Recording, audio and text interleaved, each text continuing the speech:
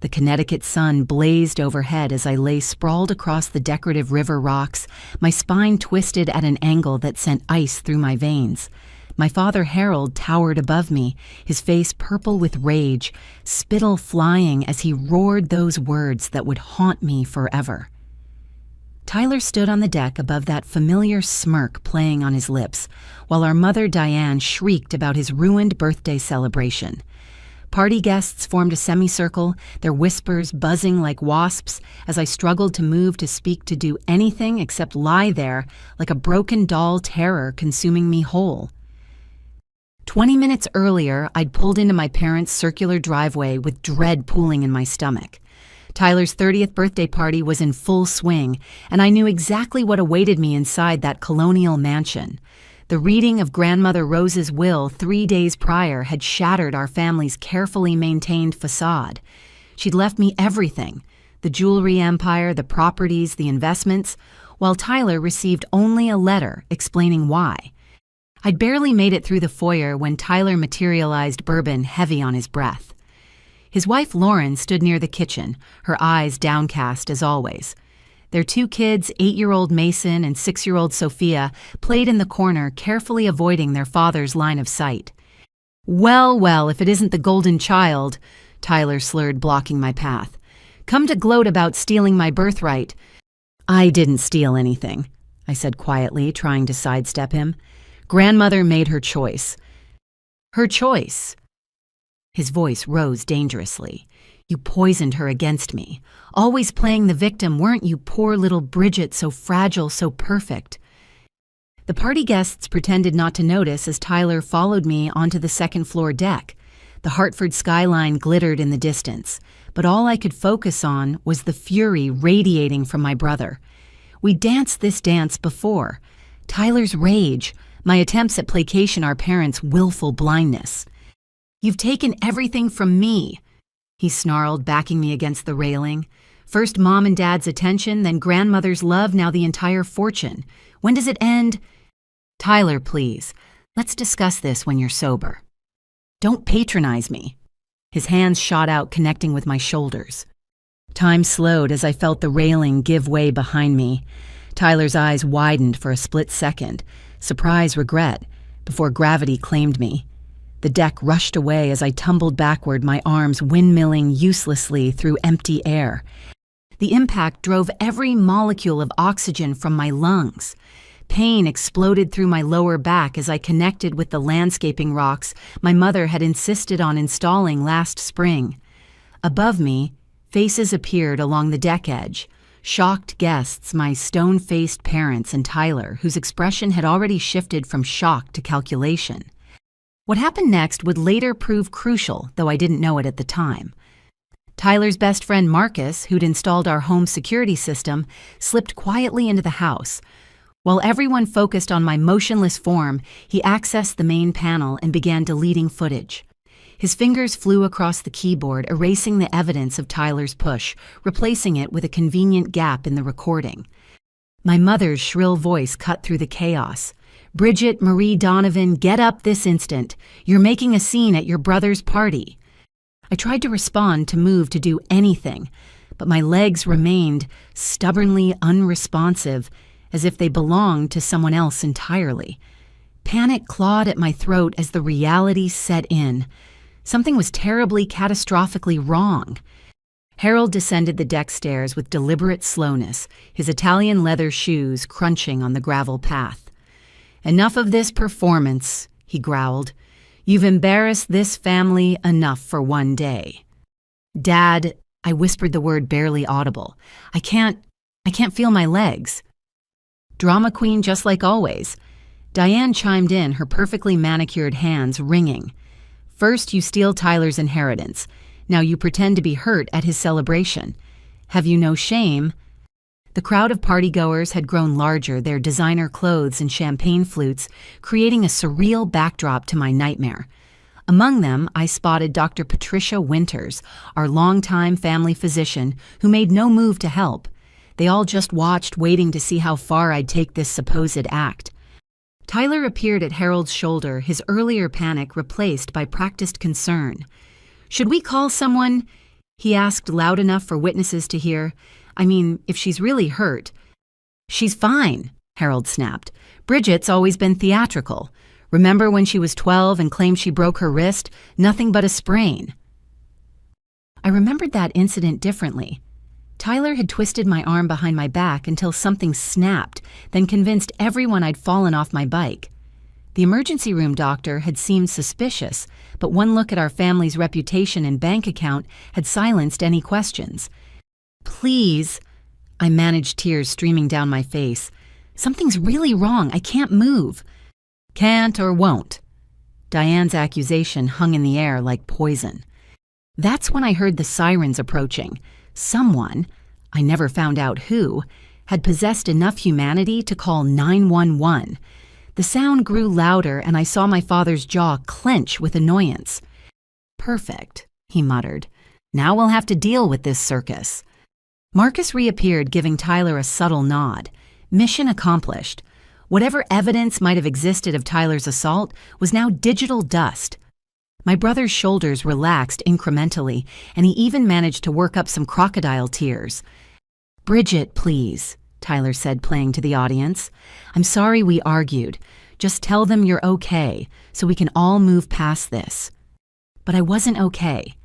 As the sirens grew louder and my family's false concern intensified, I lay trapped in my own body, understanding, with crystal clarity, that this wasn't just about a fall or even attempted murder.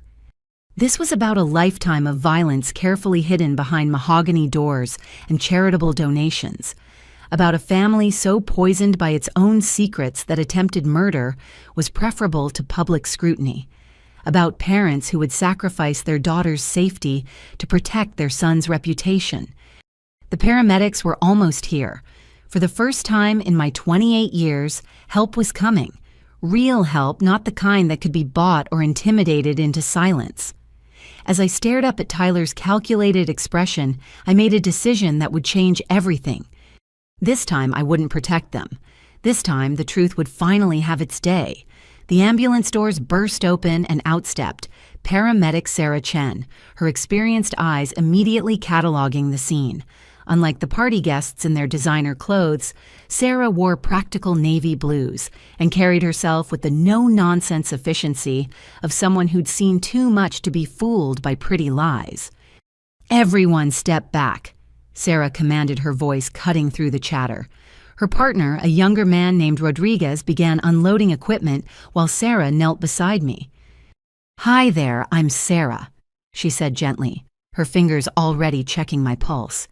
Can you tell me your name? Bridgette. I whispered, grateful for the first kind voice I'd heard since hitting the ground.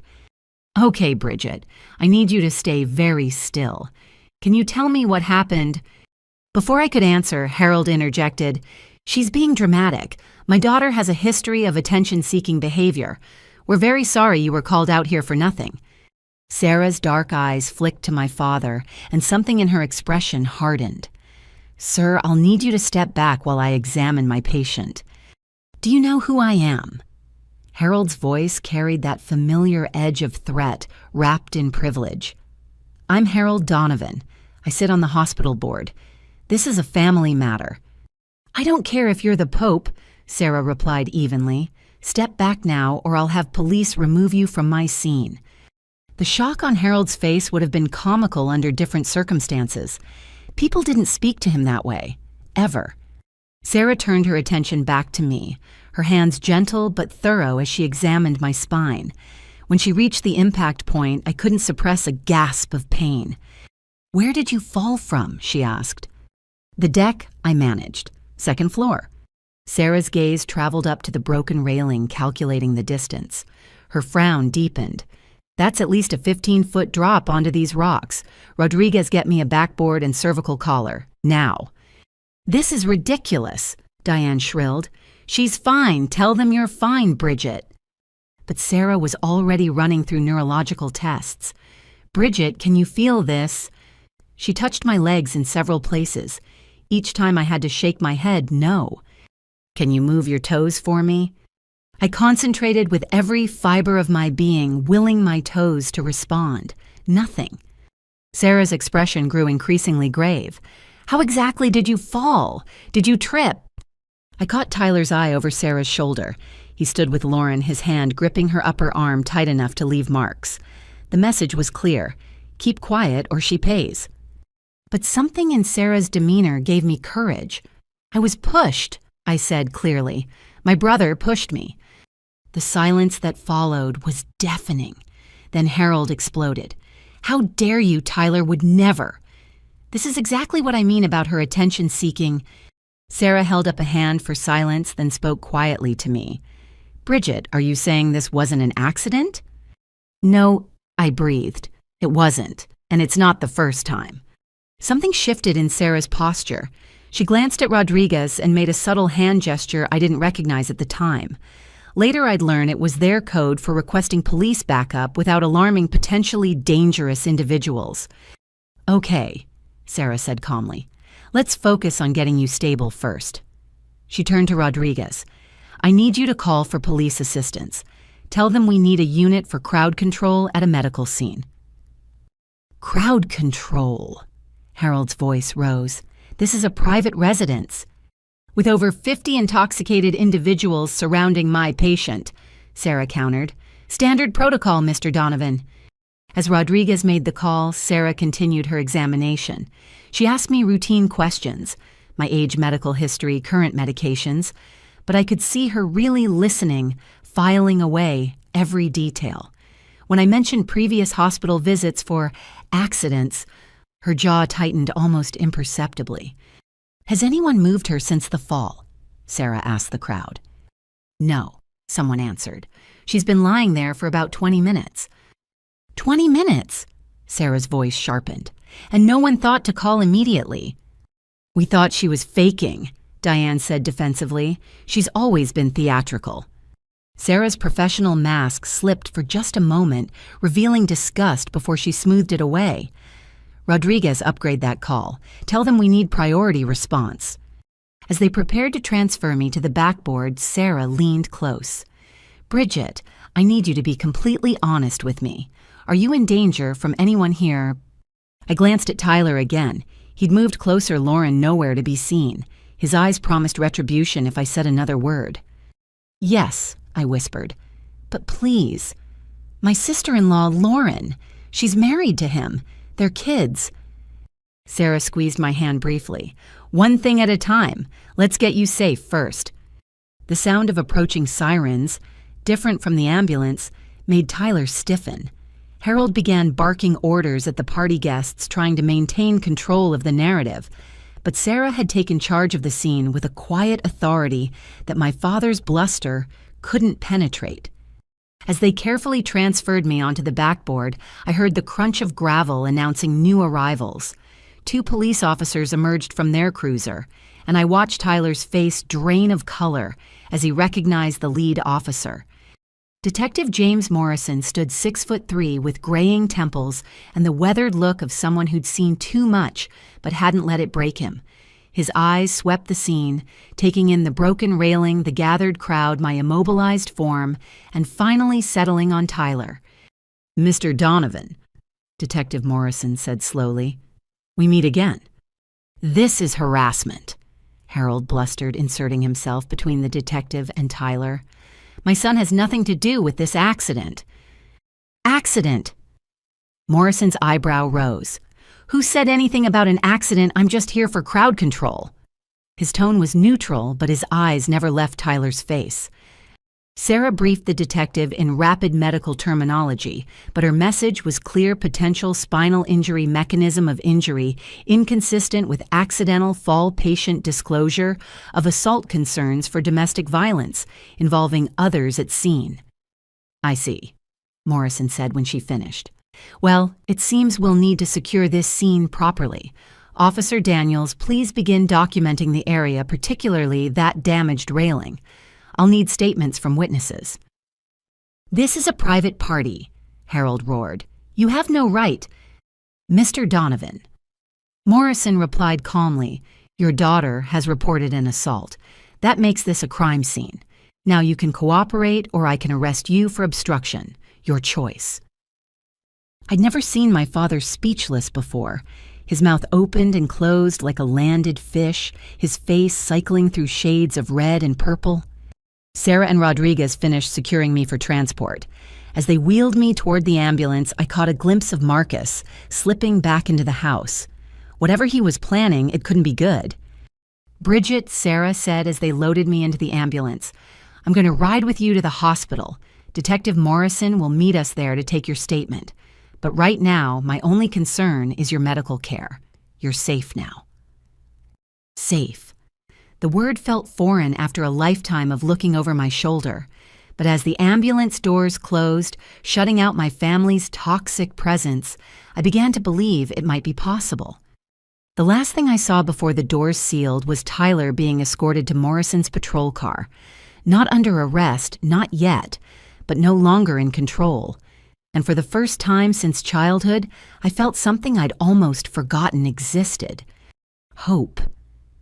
The antiseptic smell of Hartford General Hospital should have been comforting after the chaos at Tyler's party, but anxiety crawled under my skin like fire ants. They'd rushed me straight to imaging where I lay trapped in the MRI machine's narrow tunnel, its mechanical heartbeat thundering around me while my own heart raced with fear of what they'd find. Dr. Amanda Foster entered my room 2 hours later, her expression carefully neutral as she carried a tablet loaded with my results. In her early 40s, with silver streaking her auburn hair, she had the bearing of someone who delivered difficult news with compassion, but without sugarcoating. "Bridgette, I'm Dr. Foster, your attending physician. How's your pain level? Physical or emotional?" I tried to joke, but it fell flat. She pulled a chair close to my bed.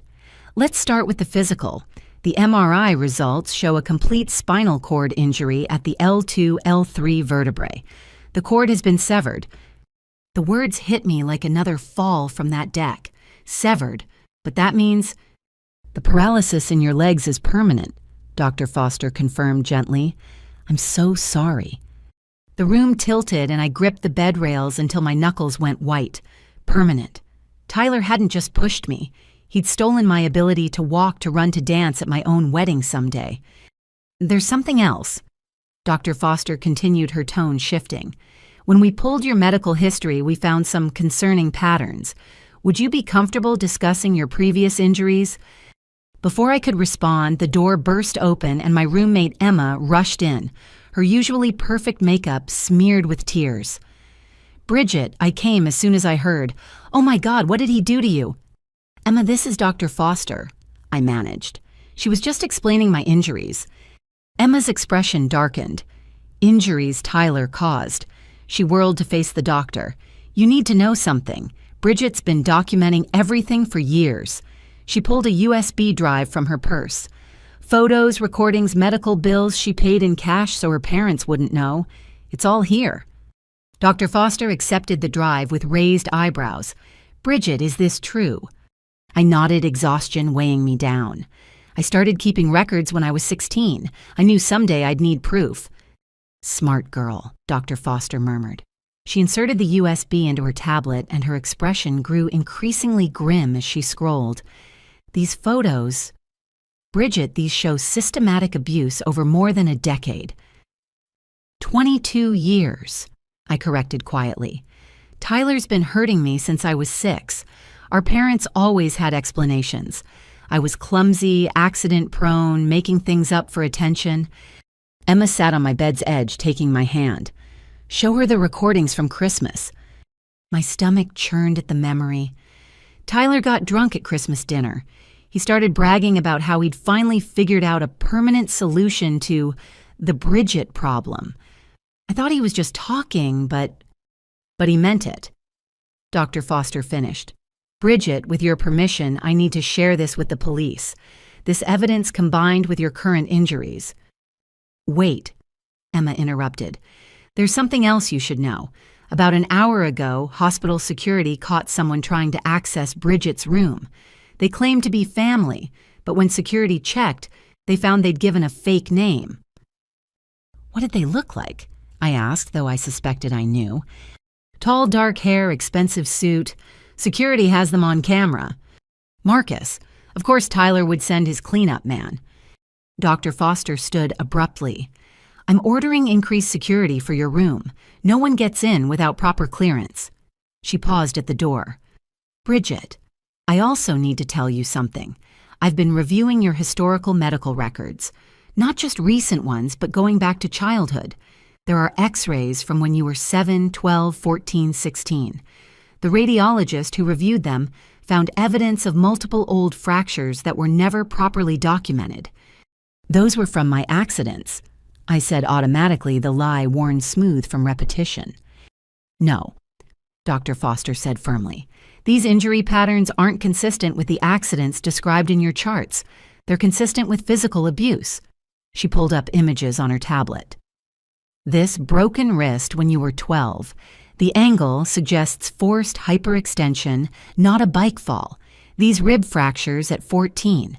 They're on both sides of your body. That doesn't happen from falling downstairs. Emma squeezed my hand tighter. Tell her about the cabin. I closed my eyes, transported back to that weekend at our family's lake cabin when I was 14. Tyler had been furious that I'd beaten him in a sailing race in front of his friends. That night, he'd cornered me in the boathouse. He kicked me, I whispered. Over and over while I was curled on the ground, said he was teaching me not to show him up. When Mom found me the next morning, she said I must have fallen down the stairs in the dark. Your mother found you, Dr. Foster's voice sharpened, and took you to the ER with bilateral rib fractures, and the staff just accepted that explanation. My parents are very convincing, I said bitterly, and very generous to the hospital foundation. A knock interrupted us. Detective Morrison entered, followed by a younger female officer. Ms. Donovan, I hope I'm not intruding. I'm here to take your statement whenever you're ready. Actually, Detective, your timing is perfect, Dr. Foster said. I was just documenting evidence of long-term abuse. I believe you'll want to see this. As Dr. Foster showed Morrison the compilation of injuries spanning 2 decades, I watched his expression darken. The female officer, Detective Lisa Park, she introduced herself, took notes rapidly. Ms. Donovan. Detective Morrison said finally, I need you to know something. 6 years ago, I arrested your brother for aggravated assault. The victim was a college classmate who'd embarrassed him at a party. Your brother broke 3 of his ribs and fractured his orbital bone. Your parents paid the victim a substantial sum and the charges were dropped. I never knew, I breathed. Because they made sure you wouldn't, he replied. But I never forgot. When I saw Tyler today, I recognized him immediately, and when I heard you'd been pushed from that deck, he shook his head. Let's just say I'm taking this investigation very personally. Emma pulled out her phone. I've been recording Tyler's threats against Bridgette for months. She asked me to just in case. She played a voicemail from 3 weeks ago. Tyler's slurred voice promising that, after grandmother's will is read, everything will change. Bridgette won't be a problem much longer. Detective Park looked up from her notes. This establishes premeditation. Ms. Donovan, we have enough to arrest your brother for attempted murder. A commotion in the hallway cut through our conversation. Raised voices, hospital security arguing with someone. Then the door flew open despite the supposed restrictions. A man in his 60s wearing a $1,000 suit strode in like he owned the place, which I realized with sinking clarity he partially did. Richard Morse, the hospital's chief administrator, and more importantly, Tyler's father-in-law. This is a restricted room, Dr. Foster said coldly. Nothing in this hospital is restricted to me, Morse replied smoothly. I'm here to inform you that Ms. Donovan is being transferred to a private facility better equipped to handle her unique situation. Like hell she is, Emma exploded. Detective Morrison stepped forward. Mr. Morse, Ms. Donovan is a victim of attempted murder. She's not going anywhere without police protection. Morse's smile was all teeth. I think you'll find the family has power of attorney in medical situations. Mr. and Mrs. Donovan have already signed the transfer papers. Actually, I said, my voice stronger than I felt, They don't have power of attorney. I revoked it 3 years ago after the incident at Thanksgiving. I looked at Emma. You notarized the documents, remember? Emma grinned. I certainly did, and I have copies in my safe. Morse's composure cracked slightly. That's not possible. I would have been informed. You were informed what my parents wanted you to believe, I said, just like everyone else in their circle. But their control is slipping, Mr. Morse. And if you try to interfere with my medical care or this investigation, you'll be charged with obstruction of justice. Detective Morrison smiled grimly. I'd listen to her, Morse. Your son-in-law is looking at 25 to life for attempted murder. You really want to join him? Morse retreated without another word, but his expression promised this wasn't over. After he left, Dr. Foster manually locked the door. Well, she said, turning back to me, it seems we'll need to be extra vigilant about your security. But don't worry. I've dealt with powerful families trying to silence victims before. They don't intimidate me. Thank you, I whispered, overwhelmed by the support of these strangers who showed more care than my own family ever had. Don't thank me yet, Dr. Foster replied. We have a long road ahead, but first let's talk about your treatment options. The spinal injury is severe, but there are new therapies, experimental treatments. As she spoke about possibilities and hope, I realized something profound had shifted. For 28 years, I'd been trapped in a cage built of family secrets and forced silence. Tyler had shattered my spine, but inadvertently opened the door to my freedom. The truth was finally coming out, and nothing, not my parents' money, not Morse's connections, not Tyler's violence, could stop it now. The next morning brought a parade of professionals through my hospital room, but none more unexpected than Janet Williams, the hospital's senior social worker. A woman in her 50s with kind eyes behind wire-rimmed glasses, she carried herself with the quiet authority of someone who'd spent decades advocating for vulnerable patients. Bridgette, I'm here as part of standard protocol for injury cases. She began settling into the visitor's chair. But I'll be honest, some irregularities in your case file caught my attention. What kind of irregularities? I asked, though my stomach was already knotting with dread. Well, for starters, there are currently 4 separate life insurance policies in your name, all purchased within the last 8 months. The beneficiaries are interesting. My blood turned to ice water. I didn't purchase any life insurance policies. Janet's expression grew grave. I suspected as much. The policies total $12 million, and they all list your parents and brother as beneficiaries. The signatures match yours, but I never signed anything. I finished. Oh God, Tyler's gambling debts. Emma mentioned he owes money to some dangerous people. Gambling debts. Janet made a note. How much are we talking about? Emma, who'd spent the night in the uncomfortable hospital chair, spoke up. Last I heard, close to $3 million. He's been borrowing from increasingly sketchy sources, some connected to organized crime. A knock interrupted us. Detective Morrison entered with his partner and another man I didn't recognize, younger, sharp-suited, with the bearing of federal law enforcement. Ms. Donovan, this is Special Agent David Kim from the FBI's Financial Crimes Division, Morrison said. The insurance policies Ms. Williams discovered triggered some red flags in their system. Agent Kim stepped forward. We've been monitoring certain insurance fraud networks in Connecticut. Your brother's name came up in connection with some questionable policy applications. May I? He gestured to Janet's documentation. As he reviewed the papers, his expression grew increasingly serious. These policies were purchased using sophisticated identity theft. But what's more concerning is the timing. All 4 policies have contestability periods that end next month. After that, they pay out regardless of circumstances. You mean, I couldn't finish the thought. I mean, your brother had roughly 6 weeks to ensure you had a fatal accident before questions could be asked. Agent Kim confirmed. The push from the deck may have been impulsive, but the plan to kill you was definitely premeditated. Emma pulled out her laptop. I've been tracking some weird stuff too. Bridgette, remember when your apartment building's security system mysteriously went offline 3 weeks ago? The management company said it was routine maintenance, I replied slowly.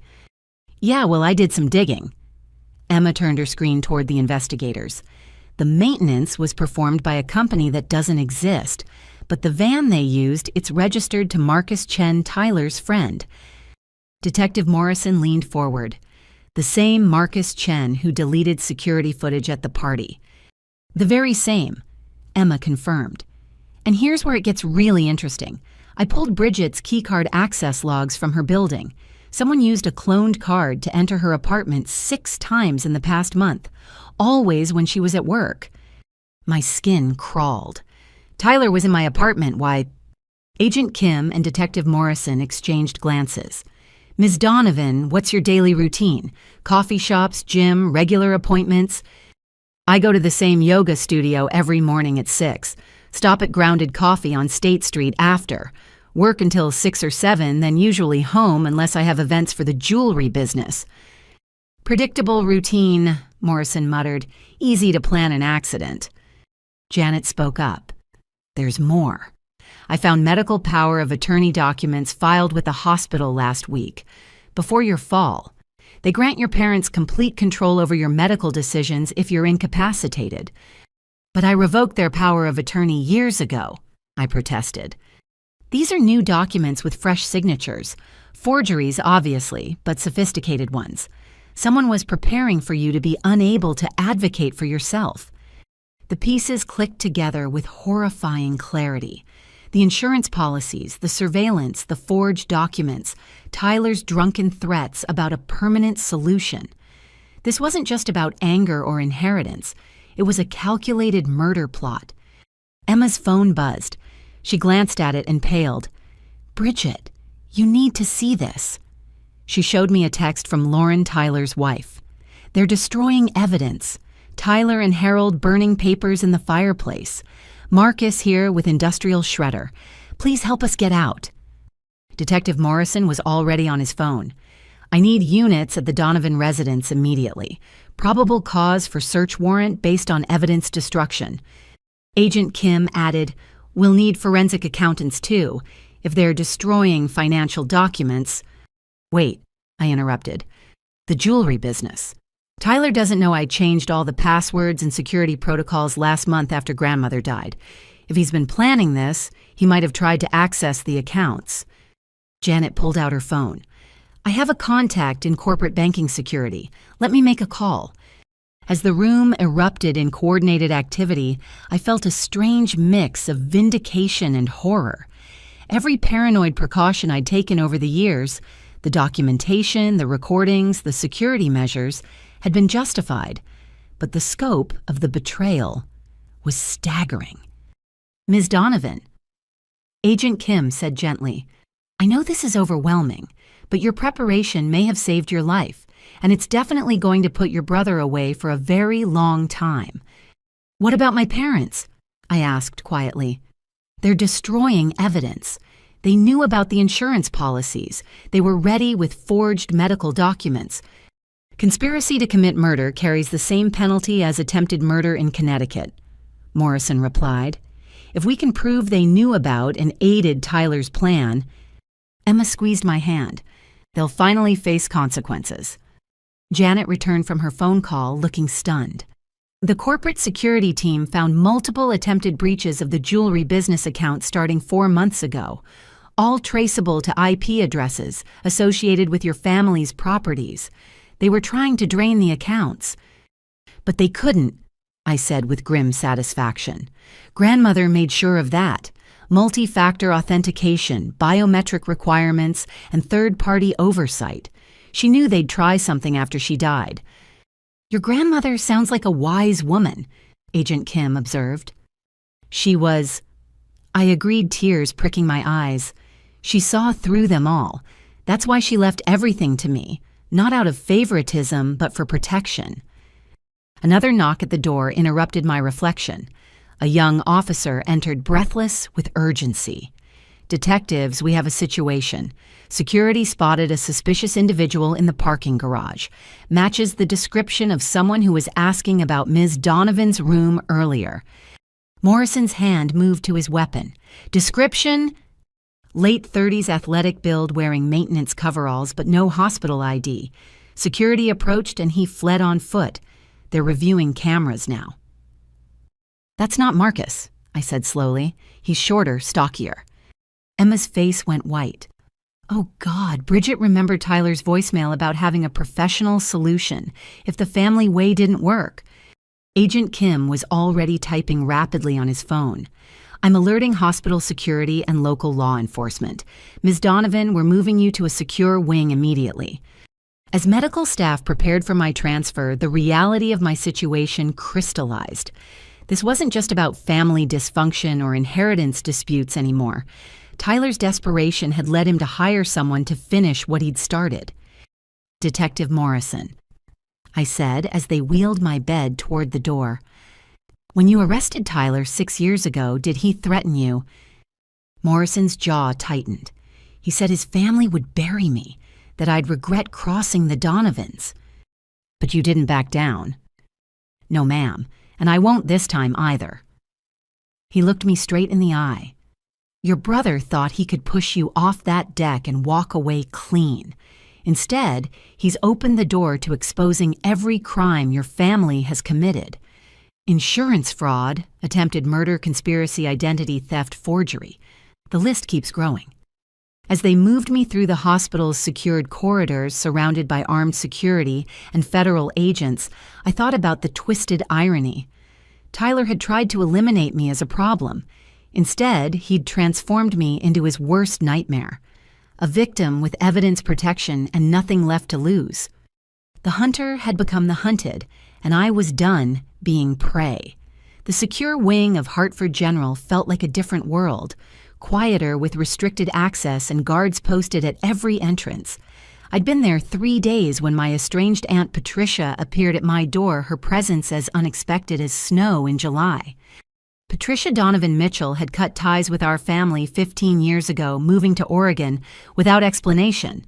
Now in her late 50s, she looked older, worn down by secrets I was about to discover. Bridgette, she said softly, entering my room with tentative steps. I came as soon as I heard. I should have come sooner, should have warned you. Aunt Patricia. I struggled to sit up straighter. I don't understand. Why are you here? She pulled the visitor's chair close, her hands trembling as she opened a leather portfolio. Because it's time you knew the truth about why your grandmother left everything to you, and why Tyler can never ever be allowed to control the family assets. What are you talking about? Patricia extracted a faded newspaper clipping from 1999.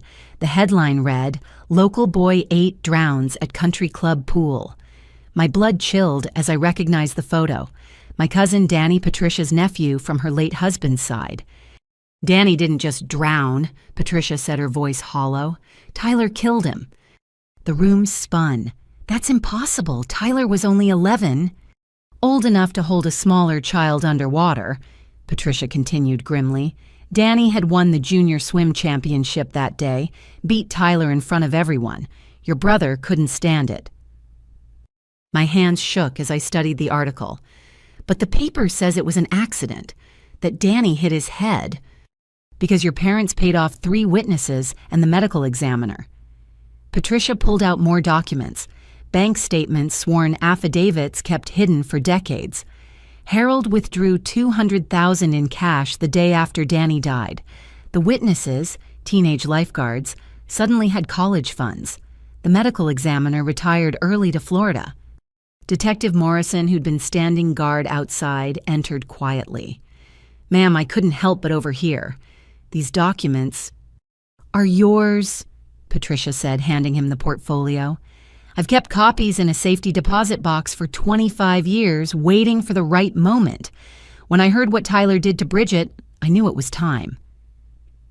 Why didn't you come forward before? I asked, anger mixing with shock. Patricia's eyes filled with tears. Because Rose, your grandmother, begged me not to.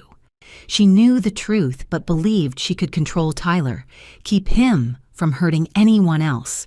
She promised to protect you and any other potential victims. In exchange for my silence, she set up trust funds for Danny's siblings and funded my move to Oregon. Grandmother knew my world tilted further off axis. She saw everything from her bedroom window. The pool house, Tyler holding Danny under the staff, too far away to intervene. By the time she got downstairs, it was too late. Patricia wiped her eyes. Rose spent the rest of her life trying to contain the monster she'd helped create through silence.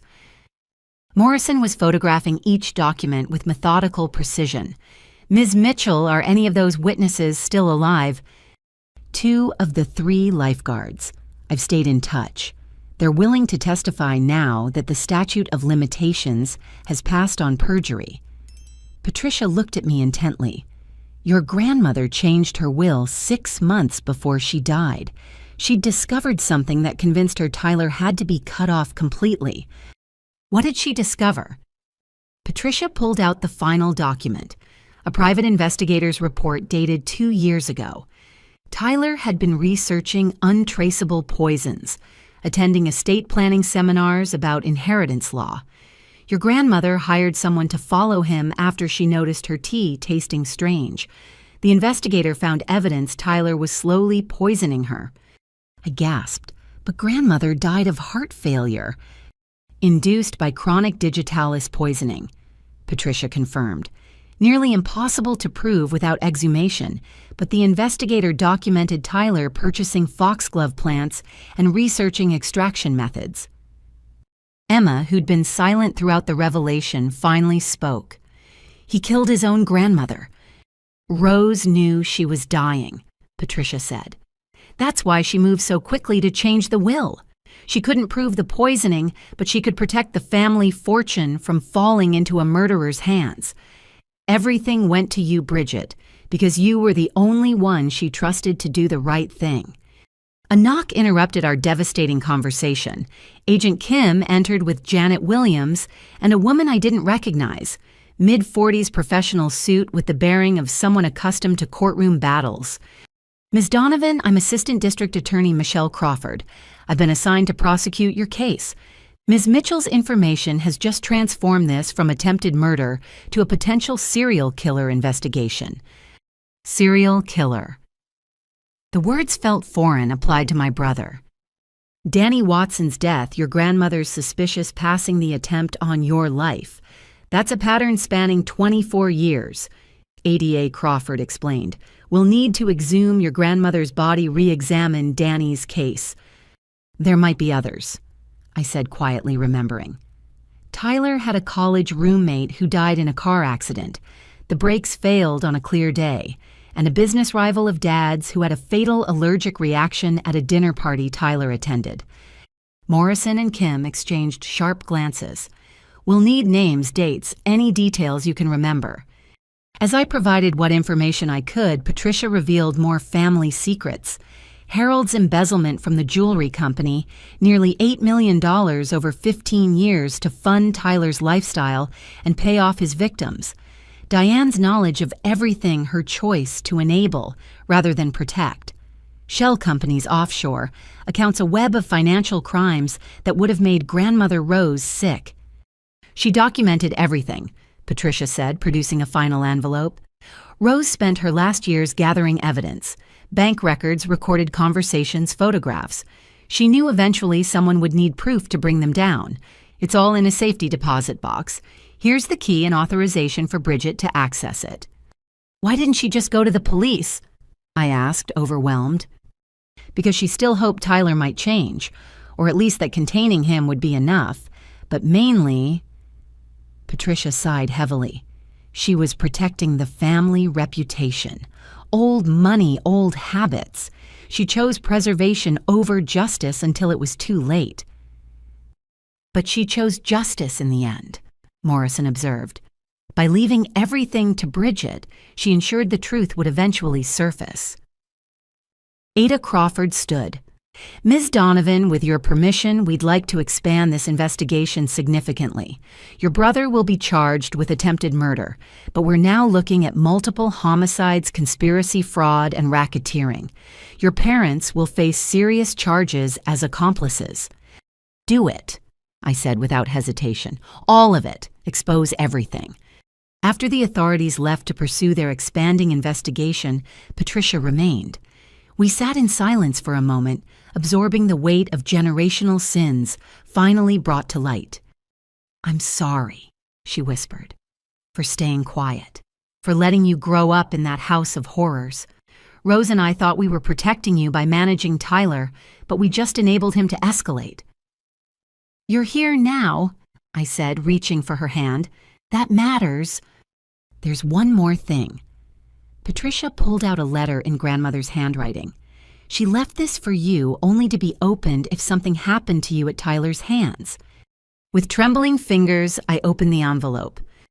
"My dearest Bridgette, if you're reading this, then my greatest fear has come true, and I failed to protect you. Please forgive a cowardly old woman who chose family reputation over innocent lives. Tyler is what happens when evil goes unchecked, when money silences justice, when parents refuse to see the monster they created. I carry the weight of every person he's hurt because I helped hide his crimes. Use everything I've left you, not just the money, but the evidence, the connections, the power, to end this. Where I was weak, be strong. Where I was silent, speak truth. You were always the best of us, the only pure soul in a poison tree. That's why it all goes to you, not as a burden, but as a weapon. Fight back, my darling girl. Win. All my love, Grandmother Rose." Tears streaming down my face, I folded the letter carefully. Patricia squeezed my hand as we processed the magnitude of what had been revealed. Tyler hadn't just pushed me off a deck.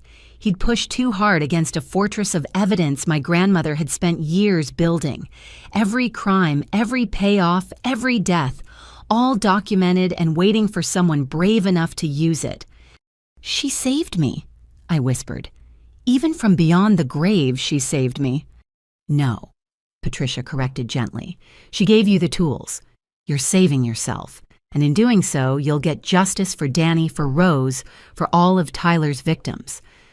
As the sun set over Hartford, painting my hospital room in shades of gold and crimson, I felt the weight of my inheritance fully.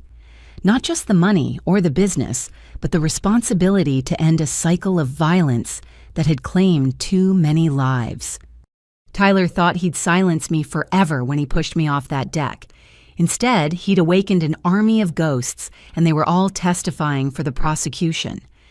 Attorney Melissa Crawford commanded attention the moment she entered my hospital room 5 days later. Tall and impeccably dressed in a charcoal suit, she carried herself with the confidence of someone who'd spent 20 years dismantling corrupt dynasties in court. Her reputation preceded her. The lawyer who'd taken down the Pemberton pharmaceutical empire and exposed the Whitfield family's human trafficking ring. Ms. Donovan. She said, her handshake firm despite my prone position. "I've reviewed your case. Your brother made a critical error pushing you off that deck. He gave us the opening we needed to expose decades of criminal enterprise." "You'll take the case?" I asked hopefully. "I already have," she replied, opening her briefcase with practiced efficiency. "Filed the civil suit this morning. Attempted murder, assault, intentional infliction of emotional distress, conspiracy fraud. That's just the beginning. Your parents are named as co-defendants given their participation in the cover-up and conspiracy." Emma whistled low. "How much are we seeking?" "Everything," Melissa said simply. "Every asset they've hidden, every dollar they've stolen, every property they own. But more importantly, we're seeking justice. Criminal prosecution runs parallel to our civil case. Your brother won't just lose money, he'll lose freedom." A soft knock interrupted us. Lauren stood in the doorway, Tyler's wife, looking like she'd aged a decade in the past week. Behind her, their children, Mason and Sophia, clutched their mother's hands, eyes wide with uncertainty. "I'm sorry to interrupt," Lauren said quietly. Bridgette, could we talk? Please. Melissa started to object, but I held up my hand. It's okay. Lauren's a victim too. Lauren's composure crumbled as she approached my bed. I need to help. Tyler, what he did to you. He's been doing to us too. I can't let my children grow up thinking this is normal. Mrs. Donovan. Melissa said carefully, are you saying you want to testify against your husband? I'm saying I have recordings, Lauren replied, pulling out a small digital recorder. 3 years worth. Tyler talking about his plans, his past crimes, what he intended to do to Bridgette. My breath caught. You've been recording him for 3 years. Since the first time he hit Mason, Lauren's voice broke. My baby was only 5. Tyler backhanded him for spilling juice. That night, I started documenting everything. Melissa immediately took charge. Mrs. Donovan, Lauren, we need to get you and the children into protective custody immediately. If Tyler discovers you're cooperating, he already knows something's wrong. I took the kids and left 3 nights ago. We're staying at a women's shelter under assumed names. Lauren looked at her children, then back at me. Play the recording from last month, the one labeled birthday planning. Lauren pressed play. Tyler's voice filled the room, chillingly casual. Once Bridgette has her accident, everything falls into place. Insurance pays out company transfers to family control, and that shelter Lauren keeps threatening to run to they'll lose their biggest donor when I redirect the foundation funds. 2 birds, 1 push. The recording continued. Tyler detailing his plans with sociopathic precision. Where to strike, when to act, how to ensure maximum damage while maintaining plausibility. My blood ran cold hearing him discuss my death like a business transaction. There are dozens more, Lauren said quietly, including one where he admits to killing your cousin Danny. He was drunk bragging about being undefeated in eliminating problems. Melissa's eyes gleamed with prosecutorial fire. Lauren, this evidence is invaluable, but testifying will put you at risk. Are you prepared for that? My children deserve better, Lauren said firmly. I failed to protect them from their father, but I won't fail to protect them from becoming him. Young Mason stepped forward, pulling something from his pocket. Aunt Bridgette, Daddy told me to give you this at the party, but I didn't want to. It made my tummy feel bad. He handed me a small envelope. Inside was a sympathy card, the kind you'd send for a death in the family. Blank inside, but the implication was clear. Tyler had been so confident in his plan that he'd prepared condolence cards in advance. You did the right thing, sweetheart, I told Mason, fighting tears. Melissa photographed the card, adding it to our growing evidence pile. This shows premeditation to an extraordinary degree. Lauren, we need to get you formally into witness protection. I'll make the calls. As Melissa coordinated protection for Lauren and the children, Detective Morrison arrived with urgent news. We've arrested Marcus Chen, he announced. Caught him attempting to flee to Canada. He's already flipping on Tyler to save himself. Turns out your brother promised him $2 million to help orchestrate your death and destroy evidence. $2 million he didn't have, I noted, which Marcus discovered when he tried to collect after deleting the security footage. Morrison confirmed. He's providing full cooperation, including text messages, recorded conversations, and details about Tyler's previous crimes he helped cover up. The door opened again, revealing someone I never expected to see in my hospital room, Judge Elizabeth Thornton, the senior family court judge who'd overseen numerous Donovan family matters over the years. Now in her 70s, she carried herself with quiet dignity, despite obvious distress. Bridgette, she said softly, may I come in? Melissa tensed. Your Honor, I'm not sure this is appropriate given potential judicial involvement. I'm here to provide evidence, Counselor, Judge Thornton interrupted.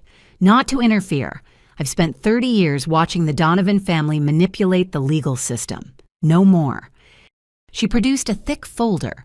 Every time your parents appeared in my court, custody evaluations, restraining order requests that mysteriously disappeared sealed juvenile records, I documented my concerns. Legal precedent prevented me from acting on suspicion alone, but I kept everything. You knew, I asked, stunned. I suspected. The patterns were clear. Injuries explained away witnesses who suddenly recanted charges, dropped without explanation. But your family's lawyers were experts at staying just within legal bounds. She handed the folder to Melissa. This includes correspondence from other judges expressing similar concerns. We've been watching, waiting for someone brave enough to stand up to them. Melissa reviewed the documents with increasing excitement. Your Honor, this establishes a clear pattern of obstruction of justice spanning decades. This is exactly what we need to show systematic criminal enterprise. There's one more thing, Judge Thornton said, looking directly at me. Your grandmother came to me 6 months before she died. She wanted to file charges against Tyler for attempted poisoning, but didn't have enough proof. I advised her to change her will immediately and document everything. I'm prepared to testify about that conversation. The room fell silent as we absorbed the magnitude of allies emerging from shadows. Lauren with her recordings, Marcus turning state's evidence, Judge Thornton breaking judicial silence, Patricia providing historical proof. Tyler's fortress of fear was crumbling as victims found courage in numbers. We're filing additional charges tomorrow, Melissa announced. With this evidence, we're looking at federal racketeering charges under RICO statutes. This isn't just assault anymore, it's organized crime. Lauren's phone buzzed. She paled reading the message. It's from Harold. He says if I don't return the children immediately, he'll have me arrested for kidnapping. Let him try, Melissa said fiercely. I've already filed emergency custody papers granting you sole custody with supervised visitation only pending the criminal investigation. Your father-in-law has no legal standing, and any attempt to intimidate you will be added to the obstruction charges. Detective Morrison's radio crackled. He listened intently, then smiled grimly. Speaking of your father-in-law, units just arrested him at his office. He was attempting to wire transfer $8 million to an offshore account. Agent Kim's team caught him red-handed. The tide was turning with tsunami force. Each move Tyler and my parents made to cover their tracks only provided more evidence of guilt. Their hubris, the absolute certainty that money and influence would protect them, as it always had, was becoming their downfall. Bridgette, Melissa said, sitting beside my bed, I need you to understand what comes next. This trial will be brutal. Your family will use every resource, every connection, every dirty trick to destroy you. They'll claim you're lying, mentally unstable, motivated by greed. Are you prepared for that? I thought of Danny, 8 years old, and drowning while Tyler held him under. Of grandmother Rose, slowly poisoned by the grandson she'd tried to contain. Of all the unnamed victims silenced by Donovan money over the years. They've already destroyed my body, I said firmly. They don't get to destroy the truth, too. Whatever it takes, however hard it gets, we finish this. Melissa smiled, the expression transforming her stern features. Then let's make legal history. The Donovan crime family ends with you. As strategies were planned and protection arranged, I felt the power shifting. For 28 years, I'd been the victim. Now surrounded by allies and armed with truth, I was becoming something far more dangerous to Tyler and my parents. I was becoming justice incarnate, and they had nowhere left to hide. The story broke on a Tuesday morning like thunder across clear skies. Catherine Price, the investigative journalist whose expose on corporate corruption had won her a Pulitzer, stood outside Hartford General Hospital, delivering a live report that would change everything. Behind me lies Bridgette Donovan, paralyzed from the waist down after her brother allegedly pushed her from a second-story deck. Catherine began, her voice carrying the gravity of the moment. But what started as a family dispute has exploded into one of Connecticut's largest criminal investigations, exposing decades of murder, fraud, and cover-ups among the state's elite. I watched from my hospital bed as the story dominated every local channel. Emma had connected Catherine with our legal team after the journalist received anonymous tips about the case. Tips we later learned came from hospital staff horrified by my family's behavior. This is good, Melissa said, monitoring social media on her tablet. Public pressure prevents them from burying this in legal procedures. The interview Catherine conducted with me aired that evening. Against Melissa's initial reservations, I'd insisted on appearing on camera from my hospital bed, wanting the world to see what Tyler had done. "He's been hurting me since I was 6. I told Catherine, my voice steady despite the pain. My parents knew. They covered for him when he killed our 8-year-old cousin. They helped him hide evidence when he poisoned our grandmother. I was supposed to be next." The response was immediate and overwhelming. Within hours, justice for Bridgette trended nationally. The jewelry company's social media flooded with messages of support. Orders poured in from customers wanting to support the business Tyler had tried to steal. But more importantly, other victims began coming forward. The first was Jennifer Walsh, a former employee of my father's, who'd been assaulted by Tyler at a company Christmas party 10 years ago. She'd been paid $50,000 to sign an NDA, but legal experts confirmed NDAs couldn't silence criminal testimony. "I was 22, Jennifer told reporters outside the courthouse. "Tyler cornered me in the parking garage. When I reported it to HR, Harold Donovan himself offered me money to leave quietly. I took it because I was scared and needed the job. But seeing Bridgette's courage, I can't stay silent anymore."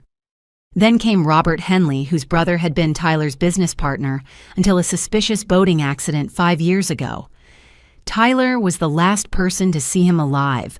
The Coast Guard ruled it accidental drowning, but my brother was an expert swimmer. And coincidentally, his death allowed Tyler to take full control of their joint ventures. Dr. Patricia Winters, our former family physician, broke her silence about years of treating suspicious injuries. The Donovans always had explanations, always paid in cash, always requested no documentation.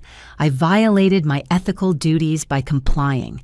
I'm ready to testify about what I really saw. Each revelation sparked new investigations.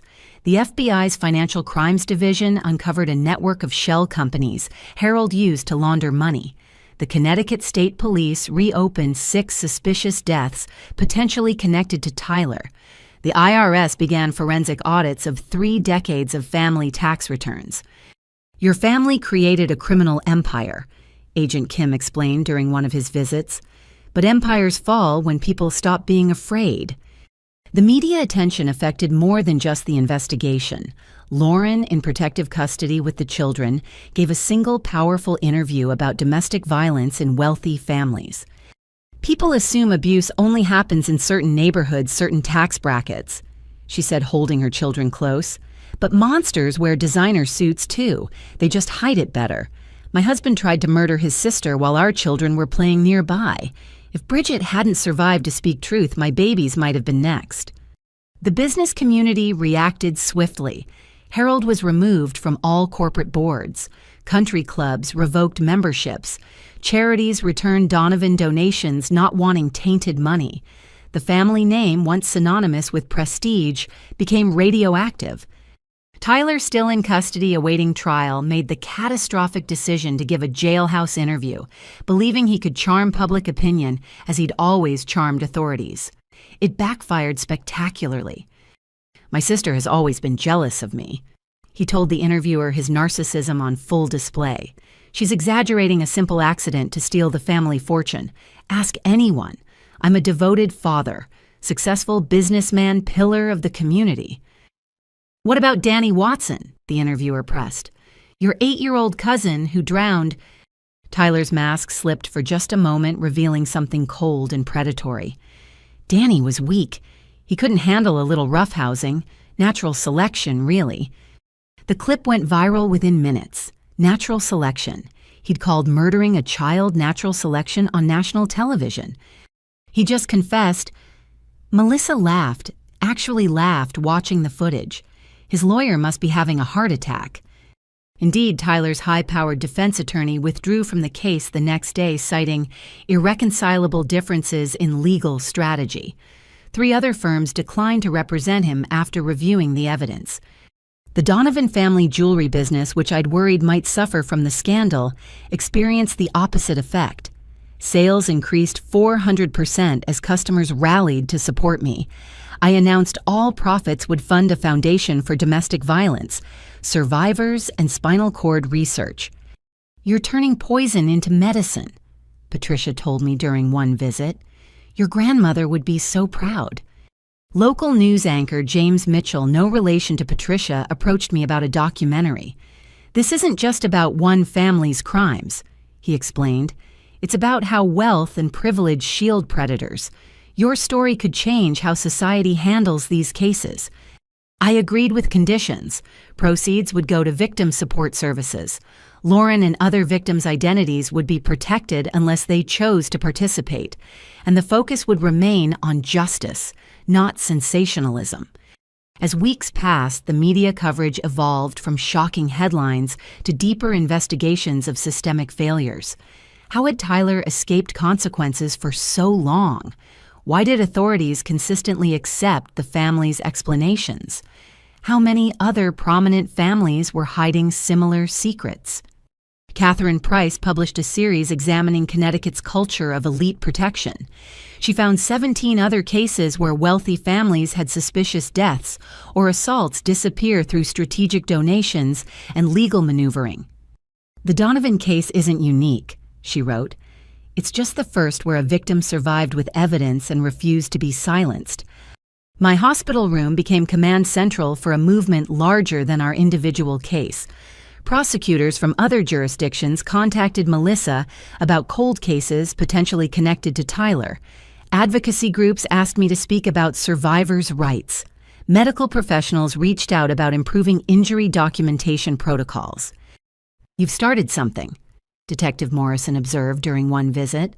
"Other victims see you fighting back and winning. They're finding their own courage."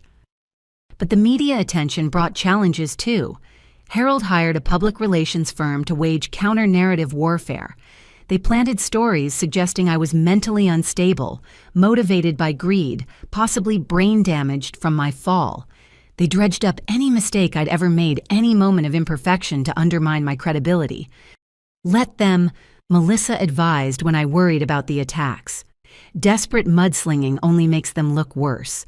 We have evidence. They have spin." She was right. Every attempted character assassination backfired when contrasted with mounting evidence. Security footage from various locations showed Tyler stalking me. Financial records revealed the insurance policies. Lauren's recordings provided irrefutable proof of premeditation. The turning point came when Mason Tyler and Lauren's 8-year-old son drew a picture in therapy that made national news. It showed a stick figure pushing another off a building, while a third figure, labeled me, watched.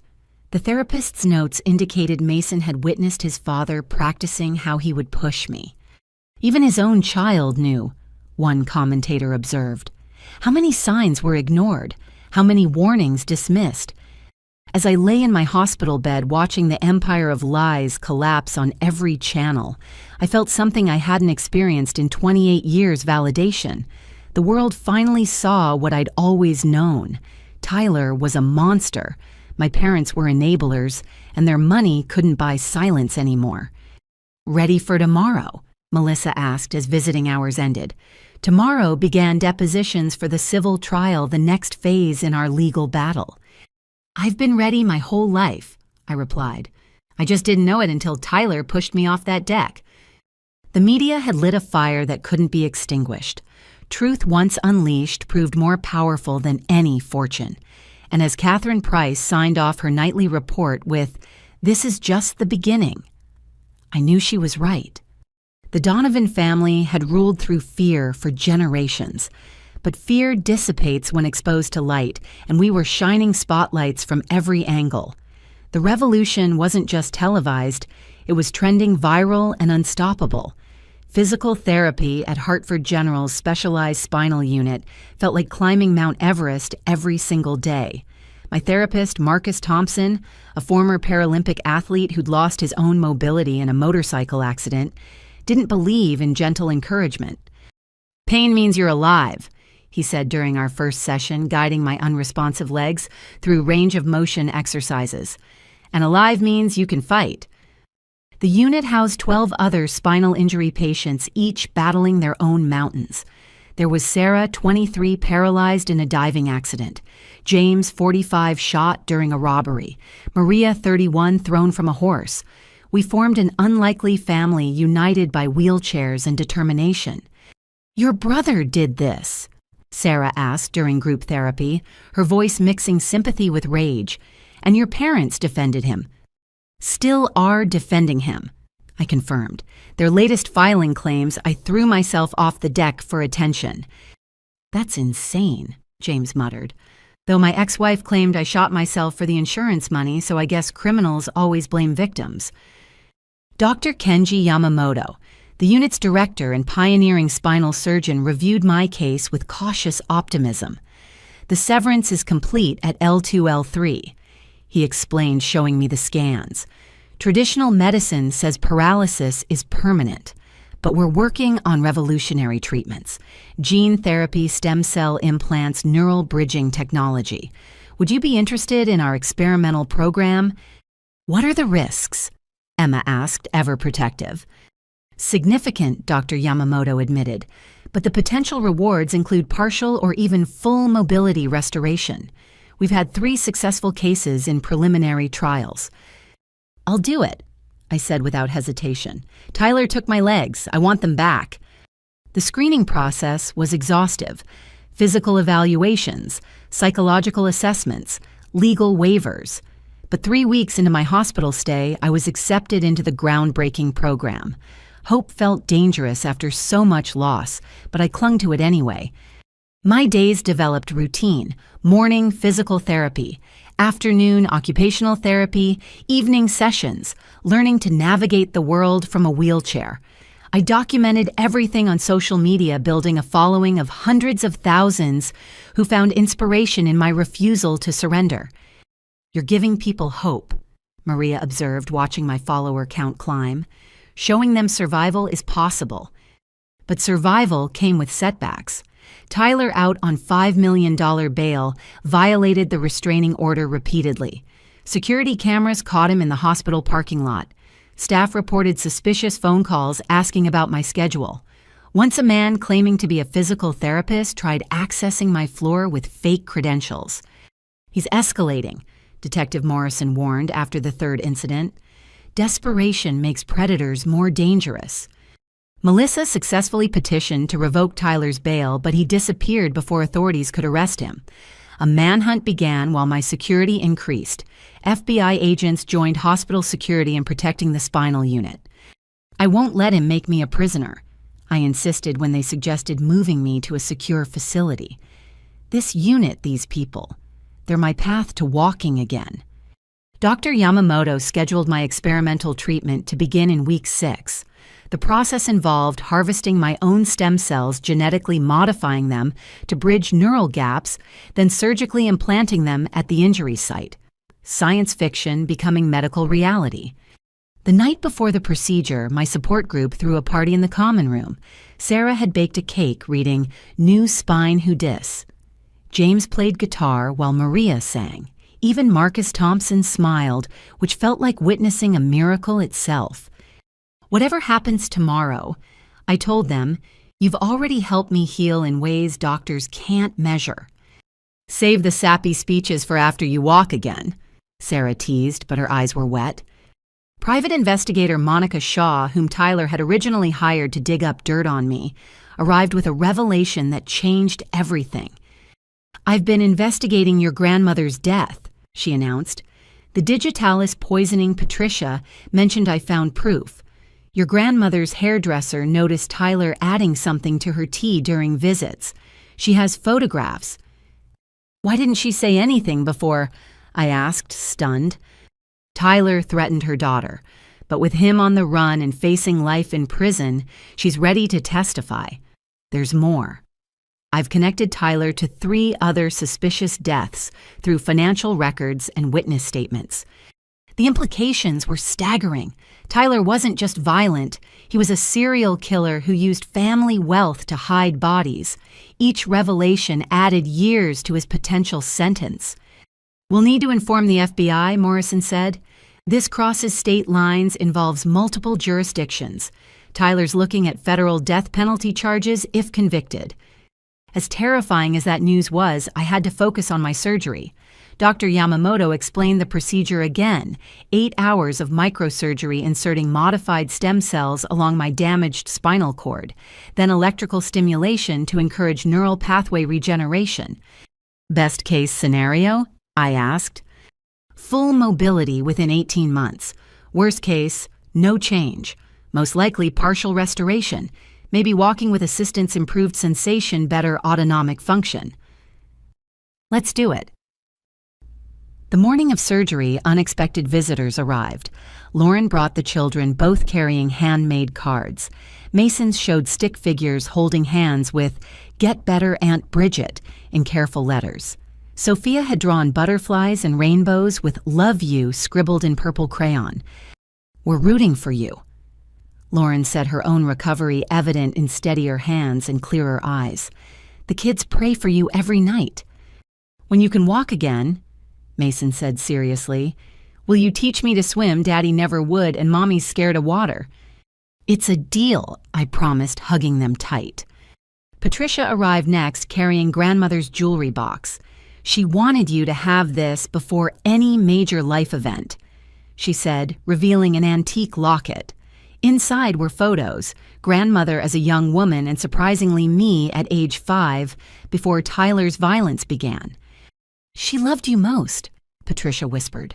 "Even when she couldn't protect you, she loved you most." The surgical team arrived to prep me. As they wheeled me toward the operating room, my spinal unit family lined the hallway.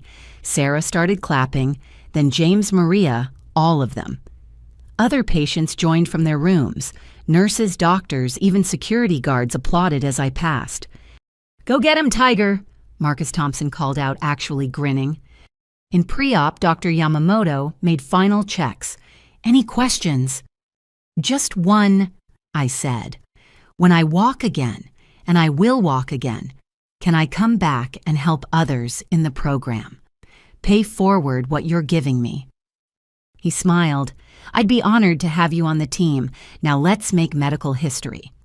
As anesthesia took hold, my last conscious thought wasn't about Tyler or trials or family betrayal.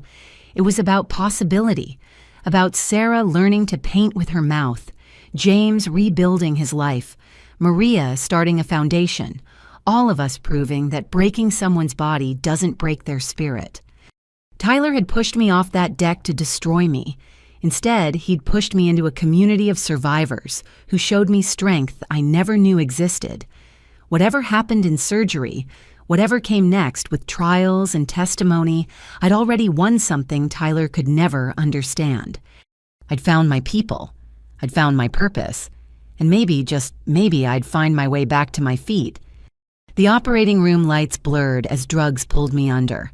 8 hours to rewrite my future. 8 hours to reclaim what violence stole. 8 hours to prove that healing was the greatest revenge. "Count backward from 10, the anesthesiologist instructed. 10, for all Tyler's victims seeking justice. 9, for grandmother's faith in truth. 8, for Danny who never got to grow up. 7, for Lauren and the kids breaking free. 6, for my spinal unit family. 5, for everyone who refused to stay silent. 4, for the life I'd build from ashes. 3, for the foundation I'd create. 2, for the hope that survives violence. 1, for the girl who refused to stay down. The conference room at Melissa Crawford's law firm buzzed with controlled chaos as our legal team prepared for what media had dubbed the trial of the century. 3 months had passed since my experimental surgery, and while I still couldn't walk, I'd regained partial sensation in my legs, a miracle that strengthened our case about the severity of Tyler's attack. Depositions start tomorrow. Melissa announced, arranging files with military precision. Harold first, then Diane. Tyler remains in custody after his capture last month, and his deposition is scheduled for Thursday. Tyler's arrest had been dramatic. FBI agents found him hiding in a Montana survivalist compound, armed and increasingly unstable. He'd been dragged back to Connecticut in shackles, ranting about conspiracy theories and family betrayal. Harold entered the deposition room like he still owned the world designer suit, impeccable tie-do dripping with disdain. His attorney, Richard Blackwood from Blackwood and Associates, was known for defending the indefensible with surgical precision. "State your name for the record," Melissa began. "You know my name," Harold sneered. "This whole charade is beneath the Donovan family dignity. Your son pushed your daughter off a deck, paralyzing her after taking out $12 million in life insurance policies on her without her knowledge. Where exactly is your family dignity, Mr. Donovan?" The deposition lasted 8 grueling hours. Harold denied everything, claimed memory lapses, invoked the Fifth Amendment repeatedly. But Melissa methodically presented evidence, bank records, emails, phone logs, that painted a picture of deep complicity. "This email from you to Tyler, dated 6 weeks before the attack, states, 'The Bridgette situation needs permanent resolution.' Can you explain what you meant?" "I meant her attitude problem," Harold blustered, "her refusal to accept family decisions. And this wire transfer of $2 million to an account in the Caymans immediately after Bridgette's fall. Unrelated business transaction. The account was closed the day Tyler was arrested. Coincidence?" Harold's attorney objected repeatedly, but the damage was done. Each lie contradicted, documented evidence, each evasion revealed guilt. Diane's deposition the next day proved even more devastating, not for us, but for her carefully constructed delusions. Faced with recordings of Tyler confessing to murders, photos of my injuries throughout childhood, and witness statements, something in her finally cracked. "I knew," she whispered, tears destroying her perfect makeup. "God help me, I always knew. But he was my baby boy, my firstborn. I thought if I loved him enough, if I protected him enough, he'd change." "You knew he murdered Danny Watson." "I suspected. Harold said it was an accident, but Tyler had that look, the same one when neighborhood pets went missing." Diane crumbled further. "I chose my son over everyone else's children, over Bridgette. What kind of mother does that make me? One who'll spend the next decade in prison for conspiracy and accessory to attempted murder," Melissa responded coolly. The revelation that shook everyone came when Diane admitted Harold's abuse toward her. "Where do you think Tyler learned violence solved problems? Harold never hit the children directly, but I was his stress relief. Tyler watched. Tyler learned." Former employees testified next, painting a picture of Harold's business empire built on fraud and intimidation. Jennifer Walsh, who'd come forward after the media coverage, provided crucial testimony about Tyler's sexual assault and the subsequent cover-up. "Harold himself offered me money to disappear," she stated clearly. Said accusers in the Donovan family had a way of having accidents. After seeing what happened to Bridgette, I believe he meant it. Lauren's deposition was conducted via secure video link from an undisclosed location. Her testimony, backed by years of recordings, provided the prosecution's strongest evidence of premeditation. Tyler talked about killing Bridgette like discussing stock options. She testified, calculating cold practical. He'd say things like, "Once Bridgette's gone, we'll buy that yacht," or "After I handle Bridgette, the kids will have better inheritance prospects." Did you believe he was serious? After living with him for 10 years, absolutely. Tyler had already killed at least 4 people that I knew of. Bridgette was just the next name on his list. The children's testimony given through a child advocacy specialist proved heartbreaking. Mason described his father teaching him to practice pushing with dolls. Sophia revealed Tyler had made her choose which toys to keep because Daddy might go away for a while. He was preparing them, the specialist explained. Classic behavior of someone who knew their crimes might catch up. Marcus Chen's deposition from federal prison added another layer. Tyler's former accomplice had flipped completely, providing detailed accounts of evidence destruction, witness intimidation, and murder planning. Tyler had a whole notebook, Marcus testified. Different ways to kill Bridgette that would look accidental. Brake failure, food poisoning, drowning. He settled on the deck push because the party provided witnesses who'd been drinking. But he didn't count on Bridgette surviving. Or talking. Most Donovan victims don't. Marcus looked directly at me through the video screen. I'm sorry, Bridgette. Money made me stupid. Prison's given me clarity.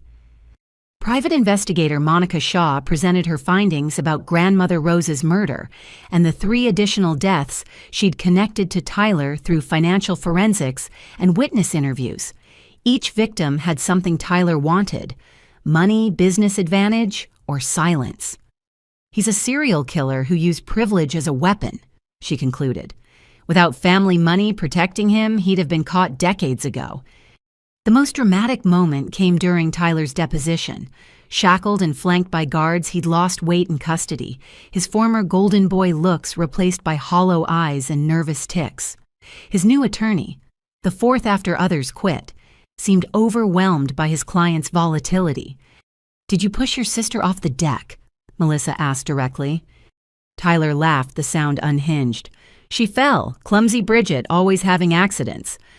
Like your cousin Danny's accident in the pool." Tyler's eyes gleamed. Danny was weak. Natural selection, like I told that reporter. His attorney tried intervening, but Tyler was beyond control. "You want the truth? Fine. Danny beat me in front of everyone. Grandmother loved Bridgette more. Jennifer wouldn't shut up about that Christmas party. They all thought they were better, but I showed them. I showed everyone." "Are you confessing to murder?" "I'm confessing to winning." Tyler slammed his shackled hands on the table. "Until precious Bridgette survived. One push and she ruins everything. Typical." His attorney terminated the deposition, but the damage was catastrophic. Tyler had confessed to multiple murders on video, showing no remorse, only rage at being caught. That evening, our legal team gathered to assess the depositions. The evidence was overwhelming. Financial crimes, attempted murder, conspiracy, obstruction of justice. The federal RICO charges meant the entire Donovan empire could be seized as a criminal enterprise. "Tyler handed us everything," ADA Crawford marveled. "His narcissism made him confess to crimes we couldn't even prove." "What about my parents?" I asked. "Harold's still denying everything despite evidence.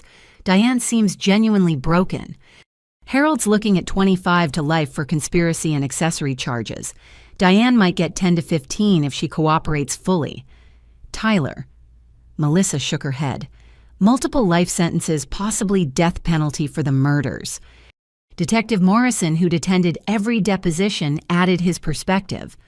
"This case will rewrite how Connecticut handles wealthy criminals. No more buying silence, no more disappearing evidence. The Donovan name will become synonymous with justice finally prevailing."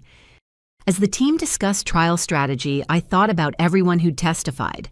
Jennifer finding courage years later. Lauren risking everything to protect her children. Monica switching sides when confronted with truth. Even Marcus choosing confession over complicity. Tyler thought fear made people controllable. He never understood that fear, once faced, transforms into fury. Every person he'd terrorized became a weapon against him, their testimony forging chains he couldn't break with money or threats. "We're ready for trial," Melissa declared. "Tyler Donovan terrorized people for 24 years. Time to show him what real justice looks like." I looked down at my legs, still mostly paralyzed, but tingling with returning sensation. Tyler had tried to destroy me, but I was rebuilding stronger. Each deposition, each piece of evidence, each brave testimony added steel to my spine, metaphorically speaking. The trial would be brutal, public, painful, but we had truth as our foundation and an army of survivors ready to speak it.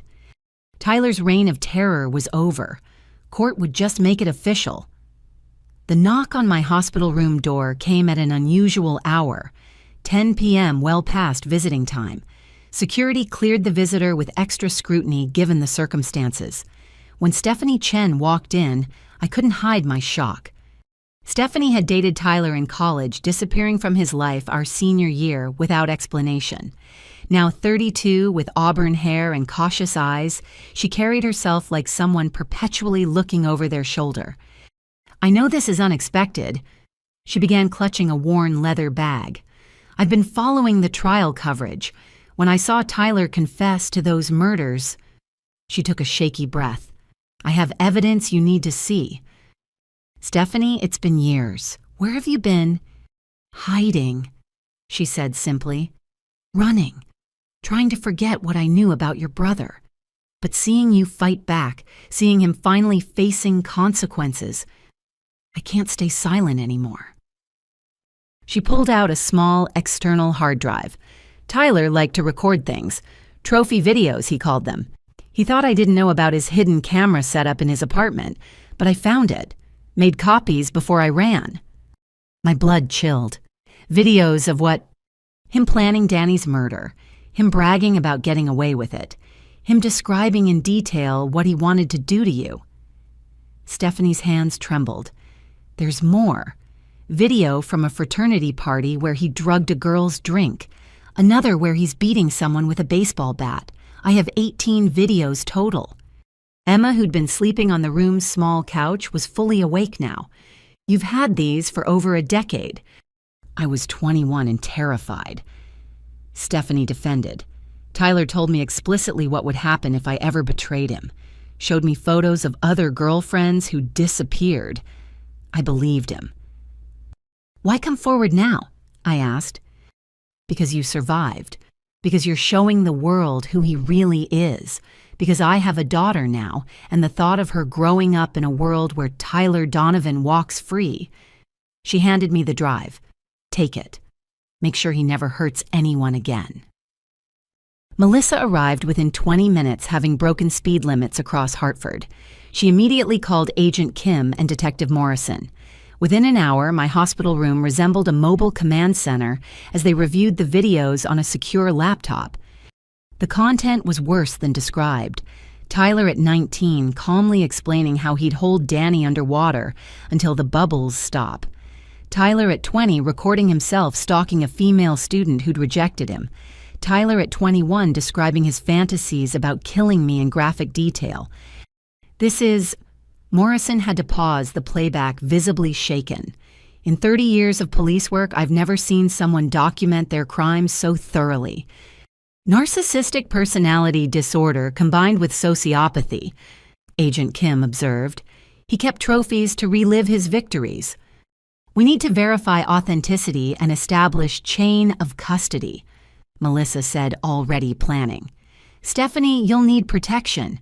Once Tyler's defense learns about these videos, I'm not running anymore, Stephanie said firmly. I'll testify. I'll tell the jury everything. The next morning brought another unexpected ally. 3 of Tyler's former victims had connected through the media coverage and arrived together, united by shared trauma and determination. Rachel Morrison, no relation to the detective, had been Tyler's business partner until her suspicious car accident 5 years ago. She'd survived but suffered permanent injuries when her brakes failed on a clear day. I always knew Tyler sabotaged my car, she said from her wheelchair, a sight that created instant kinship between us. But I had no proof, and the Donovan lawyers threatened to destroy me if I pursued it. David Chang had attended prep school with Tyler. His story made my stomach turn. Systematic bullying that escalated to torture, including an incident where Tyler held his head in a toilet until David lost consciousness. The school covered it up, David explained. My parents were immigrants, didn't understand the system. Tyler's family donated a new library wing, and suddenly I was the troubled student making false accusations. Anna Fitzgerald had been Tyler's co-worker at his first job out of college. She'd reported him for sexual harassment and found herself fired within a week, blacklisted from the industry. HR said I was lying that Tyler was a model employee from a good family. They made me sign an NDA for a pathetic severance. But NDAs don't cover criminal testimony, right? Right, Melissa confirmed. You're all free to testify. The group had more than stories. They'd been conducting their own investigation. Rachel had documented financial irregularities in Tyler's business dealings. David had tracked down other prep school victims afraid to speak up. Anna had recordings of Tyler making threats at work. We formed a support group, Rachel explained, started connecting dots. There are at least 40 people with Tyler Donovan stories. Most are still too scared to come forward, but they're watching. If we testify successfully, others will follow, I finished. Safety in numbers. That afternoon, a nonprofit organization called Justice for Survivors reached out. They wanted to fund my experimental treatment fully and provide resources for all of Tyler's victims. "Your case is landmark," the director, Patricia Williams, explained via video call. "A wealthy serial predator finally facing justice because one victim survived and spoke up. We want to ensure you have every resource needed." "I can't accept charity," I began, but Patricia cut me off. "It's not charity. It's an investment in changing the system. Your victory becomes precedent for thousands of other cases. Besides," she smiled, "your grandmother was one of our anonymous donors for years. Consider this her final gift." The revelation stunned me. Grandmother Rose had been funding justice work while trapped in a family of criminals, another layer of her complex legacy. Support came from unexpected corporate corners, too. 3 major jewelry suppliers who'd been strong-armed by Harold over the years offered to testify about extortion and threats. Former board members of companies Harold served on provided evidence of embezzlement and fraud. "Your father made many enemies," one CEO told me. "We stayed quiet out of fear, but seeing him in handcuffs gave us courage. The business community wants the Donovan corruption exposed." Even within law enforcement, allies emerged. Officers who'd been pressured to drop cases, prosecutors who'd been threatened judges, who'd documented suspicious patterns, all ready to testify about systemic obstruction of justice.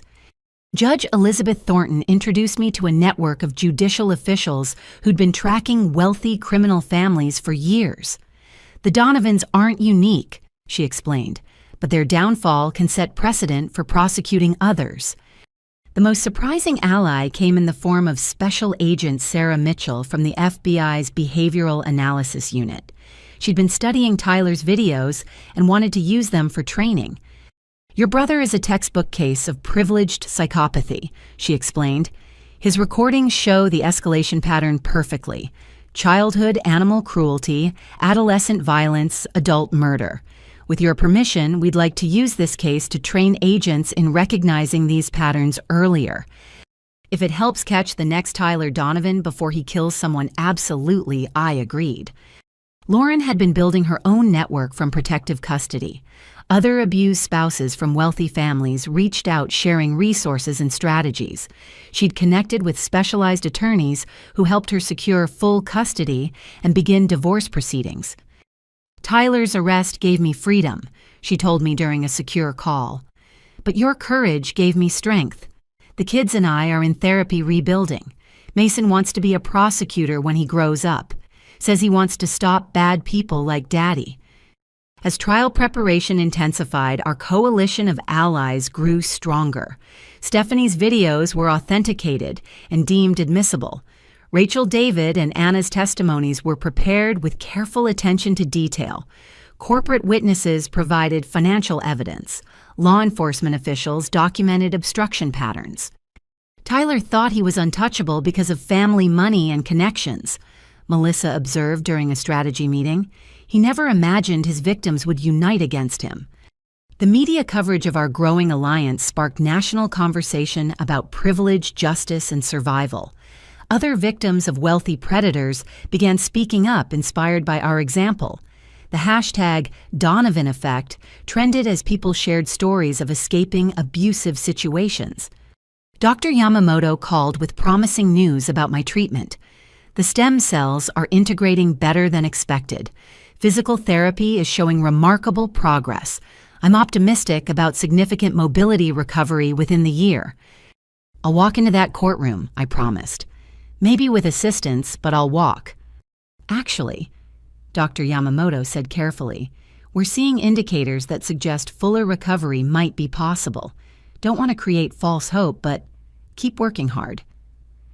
As I hung up, looking around my room filled with evidence boxes and legal documents, I felt the profound shift in power. Tyler had created enemies everywhere he went, leaving a trail of victims who'd been waiting for someone to stand up first. I hadn't just stood up. I'd been pushed down and got back up anyway. That resilience became a rallying cry for everyone Tyler had hurt. Everyone, Harold had threatened everyone the Donovan money had silenced. "Ready for tomorrow?" Melissa asked. "Jury selection begins." "We're ready," I corrected, gesturing to the photos of all our allies on the wall. "Tyler's going to face an army of his own making." The boy who drowned Danny in a pool was about to drown in testimonies from everyone he'd tried to destroy. Justice might have been delayed by decades, but it was arriving with compound interest. And I'd have a front-row seat to watch Tyler Donovan finally face the consequences of believing he was untouchable. The news alert buzzed across every phone in the courthouse simultaneously. "Breaking: federal agents freeze all Donovan family assets in largest RICO action in Connecticut history." I watched from my wheelchair in the prosecution preparation room as FBI agents, IRS officials, and federal marshals executed coordinated raids across 3 states. Every Donovan property, bank account, investment, and business holding was seized under criminal forfeiture laws. "It's happening," Agent Kim announced, entering with a satisfied expression. "Your father was arrested at Bradley International Airport attempting to board a private jet to Switzerland. Found $8 million in bearer bonds in his luggage." He was running. I asked, though I shouldn't have been surprised. "With fake passports and enough cash to disappear forever. Your mother tipped us off. Seems she's fully cooperating now." The local news showed footage of Harold being led away in handcuffs, his usual arrogance replaced by the hollow look of a man watching his empire burn. Properties I'd grown up in were wrapped in federal seizure tape. The family business headquarters swarmed with forensic accountants. 40 years of criminal enterprise dismantled in 40 minutes. Melissa marveled. The Donovan dynasty is officially over. Tyler's reaction to his father's arrest was captured on jail surveillance. He destroyed his cell, screaming about betrayal and abandonment until guards had to restrain him. His mental state, already fragile, shattered completely as he realized even Harold had abandoned him. "My father thinks he can save himself by running," Tyler ranted during a recorded call with his latest attorney. "He built this empire on my achievements. I removed every obstacle, eliminated every threat, and he leaves me to rot." His lawyer terminated the call, later filing documents suggesting an insanity defense, a strategy that backfired spectacularly when prosecutors presented Tyler's methodical planning documents spanning years. Diane, now in federal custody herself, had transformed from denial to complete cooperation. During a televised interview from prison, she appeared without makeup or pretense, looking every one of her 58 years. "I failed as a mother," she told the interviewer. "I saw Tyler hurt animals as a child and called it boyish curiosity. Saw him manipulate and threaten other children and called it leadership. When Bridgette came to me with bruises, I chose not to see the truth because acknowledging it would mean admitting I'd raised a monster." "What changed your mind?" "Listening to those videos Stephanie provided, hearing my son describe murdering an 8-year-old with pride, realizing he'd been poisoning his own grandmother while I made excuses for his visits." Diane wiped her eyes. "I chose Tyler over everyone. Over Bridgette, over justice, over basic humanity. Prison is less than I deserve." The financial investigation revealed staggering corruption. Harold had embezzled over $30 million from various companies. Shell corporations, layered like nesting dolls, hid money in 12 countries. The jewelry business, Grandmother Rose's legacy, had been hollowed out through fraudulent loans and false valuations.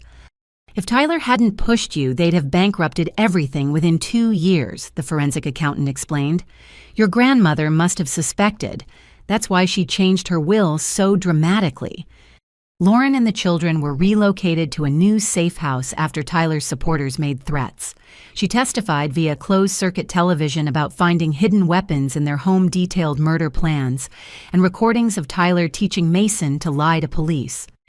"He was grooming our son to be like him," Lauren said, her voice steady despite tears. "Teaching him that violence was power, that rules didn't apply to Donovan men. Thank God we escaped when we did." The business community's response was swift and brutal. Every company Harold had served on boards issued statements distancing themselves. Country clubs revoked memberships dating back generations. Charity galas returned donations. The Donovan name was systematically erased from Connecticut's elite landscape. "They're acting like they didn't know," I told Melissa bitterly, "like they weren't complicit in looking the other way. Public perception matters to these people more than justice," she replied. "But their statements become admissions. We'll use them." Tyler's mental deterioration accelerated as consequences mounted. During a competency evaluation, he attacked the psychiatrist, screaming about conspiracies and betrayal. He began referring to himself in third person, insisting Tyler Donovan was a character he'd played, not his real identity. Classic narcissistic collapse. Dr. Mitchell explained after reviewing the evaluation. When their false self is exposed and control is lost, some narcissists fragment completely rather than face reality. Is he competent to stand trial? Absolutely. This isn't insanity. It's rage that his mask finally fell off. More victims emerged as news of the asset freeze spread. A groundskeeper who'd been injured on our property and paid to stay quiet. A housekeeper who'd witnessed Tyler's violence and been threatened into silence. Each story added weight to the prosecution's case. The jewelry employees freed from Harold's control revealed years of wage theft and intimidation. Several had been forced to sign illegal contracts, work unpaid overtime, and submit to harassment. They formed their own coalition, pursuing separate civil actions. "Your grandmother tried to protect us," one longtime employee told me, "but your father had too much power. Seeing him arrested, it's like we can breathe again." I arranged for the jewelry business, what remained of it, to be placed in trust for employee ownership. Whatever survived the federal seizure would belong to the people who'd actually built it, not the family who'd exploited them. Public sentiment shifted dramatically as the full scope of Donovan crimes emerged. What had started as sympathy for me evolved into broader outrage about systemic privilege protecting predators. Prosecutors from other jurisdictions contacted Melissa about cold cases potentially linked to Tyler. "We've identified 12 suspicious deaths over 24 years that connect to your brother," Detective Morrison informed me. "Each victim had something Tyler wanted or posed a threat to family interests. With the evidence you've provided, we're building cases for all of them." The revelation that made national headlines came from an unexpected source. Tyler's prison cellmate, who contacted authorities with information Tyler had shared. He bragged about kills like notches on a belt, the cellmate testified. Said his biggest regret was not making Bridgette's death look more accidental. Claimed he'd perfected the art with previous victims but got sloppy because she annoyed him too much. As trial approached, Tyler made one last desperate play. Through intermediaries, he offered to confess to everything in exchange for life without parole instead of the death penalty. The deal included revealing locations of evidence for unsolved murders and providing details about Harold's criminal network. "No deal," I said firmly when prosecutors asked my opinion.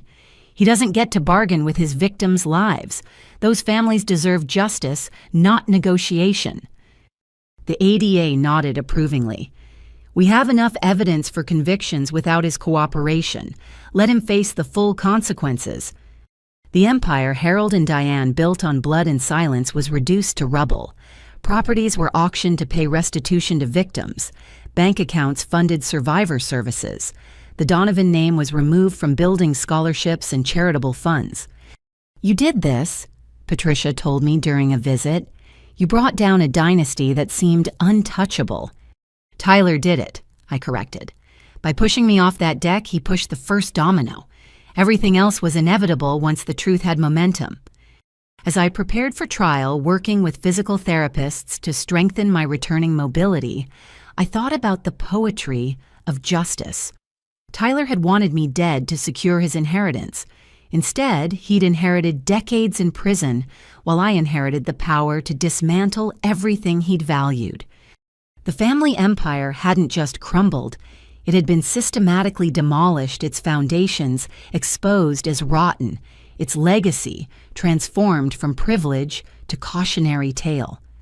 Tyler would watch from prison as everything he'd killed for disappeared, distributed to the victims he'd tried to silence. "Ready for opening statements?" Melissa asked as we reviewed final preparations. "Beyond ready," I replied, feeling strength in my healing legs. Time to bury the Donovan dynasty for good. The empire was already gone. The trial would just be its funeral. The Hartford Superior Courthouse had never seen crowds like those that gathered for the first day of Tyler Donovan's trial. News vans lined the street. Victim advocates held signs reading, "Justice for all Tyler's victims." Security was tripled after death threats against witnesses. I entered the courtroom in my wheelchair, though I could now stand for short periods with assistance. The decision to remain seated was strategic. Melissa wanted the jury to see clearly what Tyler had done to me. Behind me, our coalition of witnesses filled 3 rows: Stephanie Lauren via video link, Rachel in her own wheelchair, David, Anna, and dozens more who'd found courage to testify. Tyler sat at the defense table looking gaunt and unstable. His latest attorney, William Carver, had the exhausted appearance of someone who'd drawn an impossible straw. Tyler's expensive suit couldn't hide his deterioration, nervous tics muttering to himself, eyes darting constantly. "All rise for the Honorable Judge Catherine Chen," the bailiff announced. Judge Chen, known for her no-nonsense approach to wealthy defendants, had been specially assigned after 3 other judges recused themselves due to connections with the Donovan family. Her opening instructions made clear she wouldn't tolerate any theatrics or privilege plays. Etta Michelle Crawford's opening statement was a masterclass in devastating simplicity. She stood before the jury, 7 women, 5 men, diverse in age and background, and laid out the truth without embellishment. Tyler Donovan killed his 8-year-old cousin for winning a swimming race. He poisoned his grandmother for changing her will. He attempted to murder his sister for inheriting what he believed was his. Over 24 years, he left a trail of bodies, broken lives, and silenced victims. Today, those silenced voices will speak. She presented a timeline showing Tyler's escalation from childhood violence to serial murder.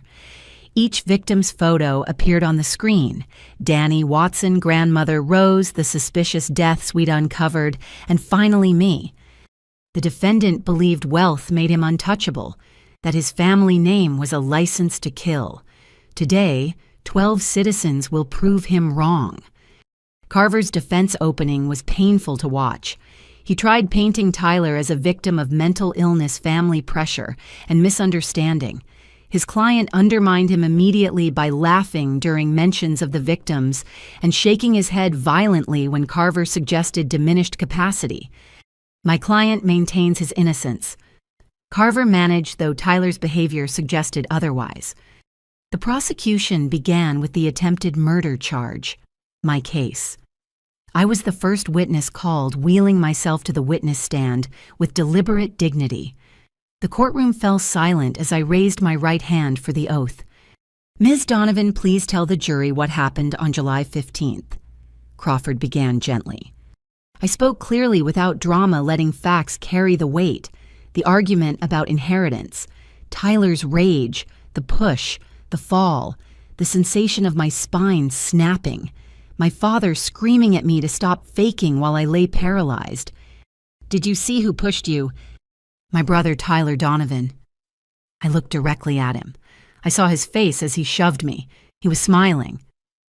Tyler exploded. "Liar, she jumped. She's always been jealous of me." Judge Chen gavelled him to silence, warning Carver to control his client. But the damage was done. The jury saw Tyler's violence firsthand. Crawford presented medical evidence. Dr. Foster testified about the spinal cord severance, showing MRI images that made several jurors wince. The physics expert demonstrated how the injury pattern could only result from being pushed with significant force. Sarah Chen, the paramedic, testified about finding me paralyzed, while my family insisted I was faking. In 20 years of emergency medicine, I've never seen family members so callous toward an injured relative. They were more concerned about the party than their daughter's paralysis. The security footage gap was addressed head-on. Marcus Chen, testifying from federal prison, admitted deleting the video on Tyler's orders. He promised me $2 million to make it disappear, said accidents happen at parties, but video makes things complicated. Then came Stephanie's videos. The courtroom watched in horrified silence as 19-year-old Tyler calmly described drowning Danny, as he detailed plans to kill me, as he bragged about previous murders.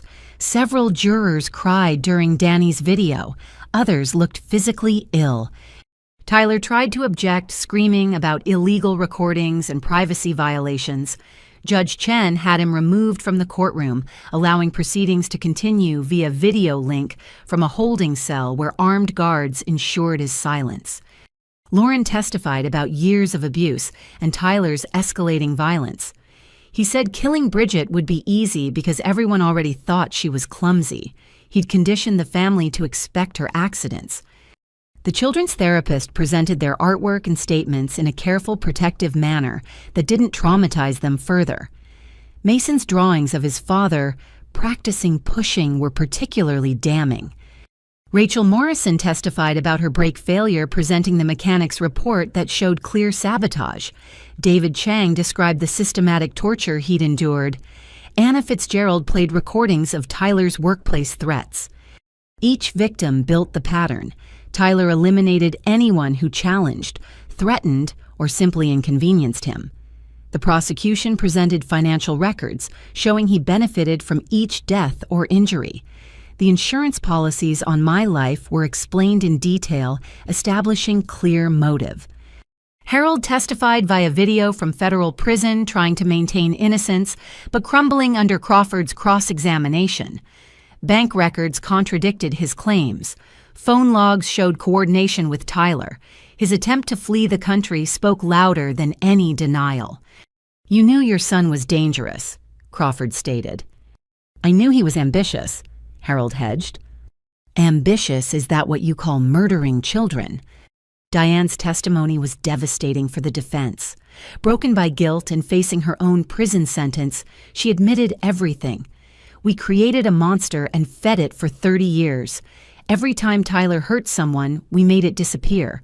We taught him he was above consequences. Did you know he pushed Bridgette?" I suspected, but admitting it would mean admitting everything else. She looked at me with tears streaming. "I'm so sorry, Bridgette. You deserved a mother who protected you." The forensic accountant detailed the financial crimes: embezzlement, fraud, money laundering. The FBI presented evidence of interstate flight conspiracy and racketeering. The medical examiner testified about grandmother Rose's poisoning, showing toxicology results consistent with chronic digitalis administration. Tyler's defense was pitiful. Carver called character witnesses who were quickly discredited. Business associates who'd been threatened into testimony, friends who admitted they were terrified of him. The psychiatrist testified Tyler was competent to stand trial, destroying the insanity defense. Tyler insisted on testifying against all legal advice. What followed was a narcissistic meltdown of epic proportions. He claimed everyone was lying, that he was the real victim, that the family conspiracy was against him, not by him. "They're all jealous," he ranted. "Danny was weak. Grandmother was old. Bridgette deserved it for stealing my inheritance. I'm Tyler Donovan. I don't apologize for being superior." Crawford's cross-examination was surgical. Superior. "You pushed your paralyzed sister off a deck. How is that superior?" "She survived when she shouldn't have. That's the only mistake I made." The courtroom gasped. Tyler had just confessed on the stand. "So you did push her?" "Of course I pushed her, but it was justified. She took what was mine." Carver put his head in his hands as Tyler continued confessing to crime after crime, his narcissistic rage overriding any legal strategy.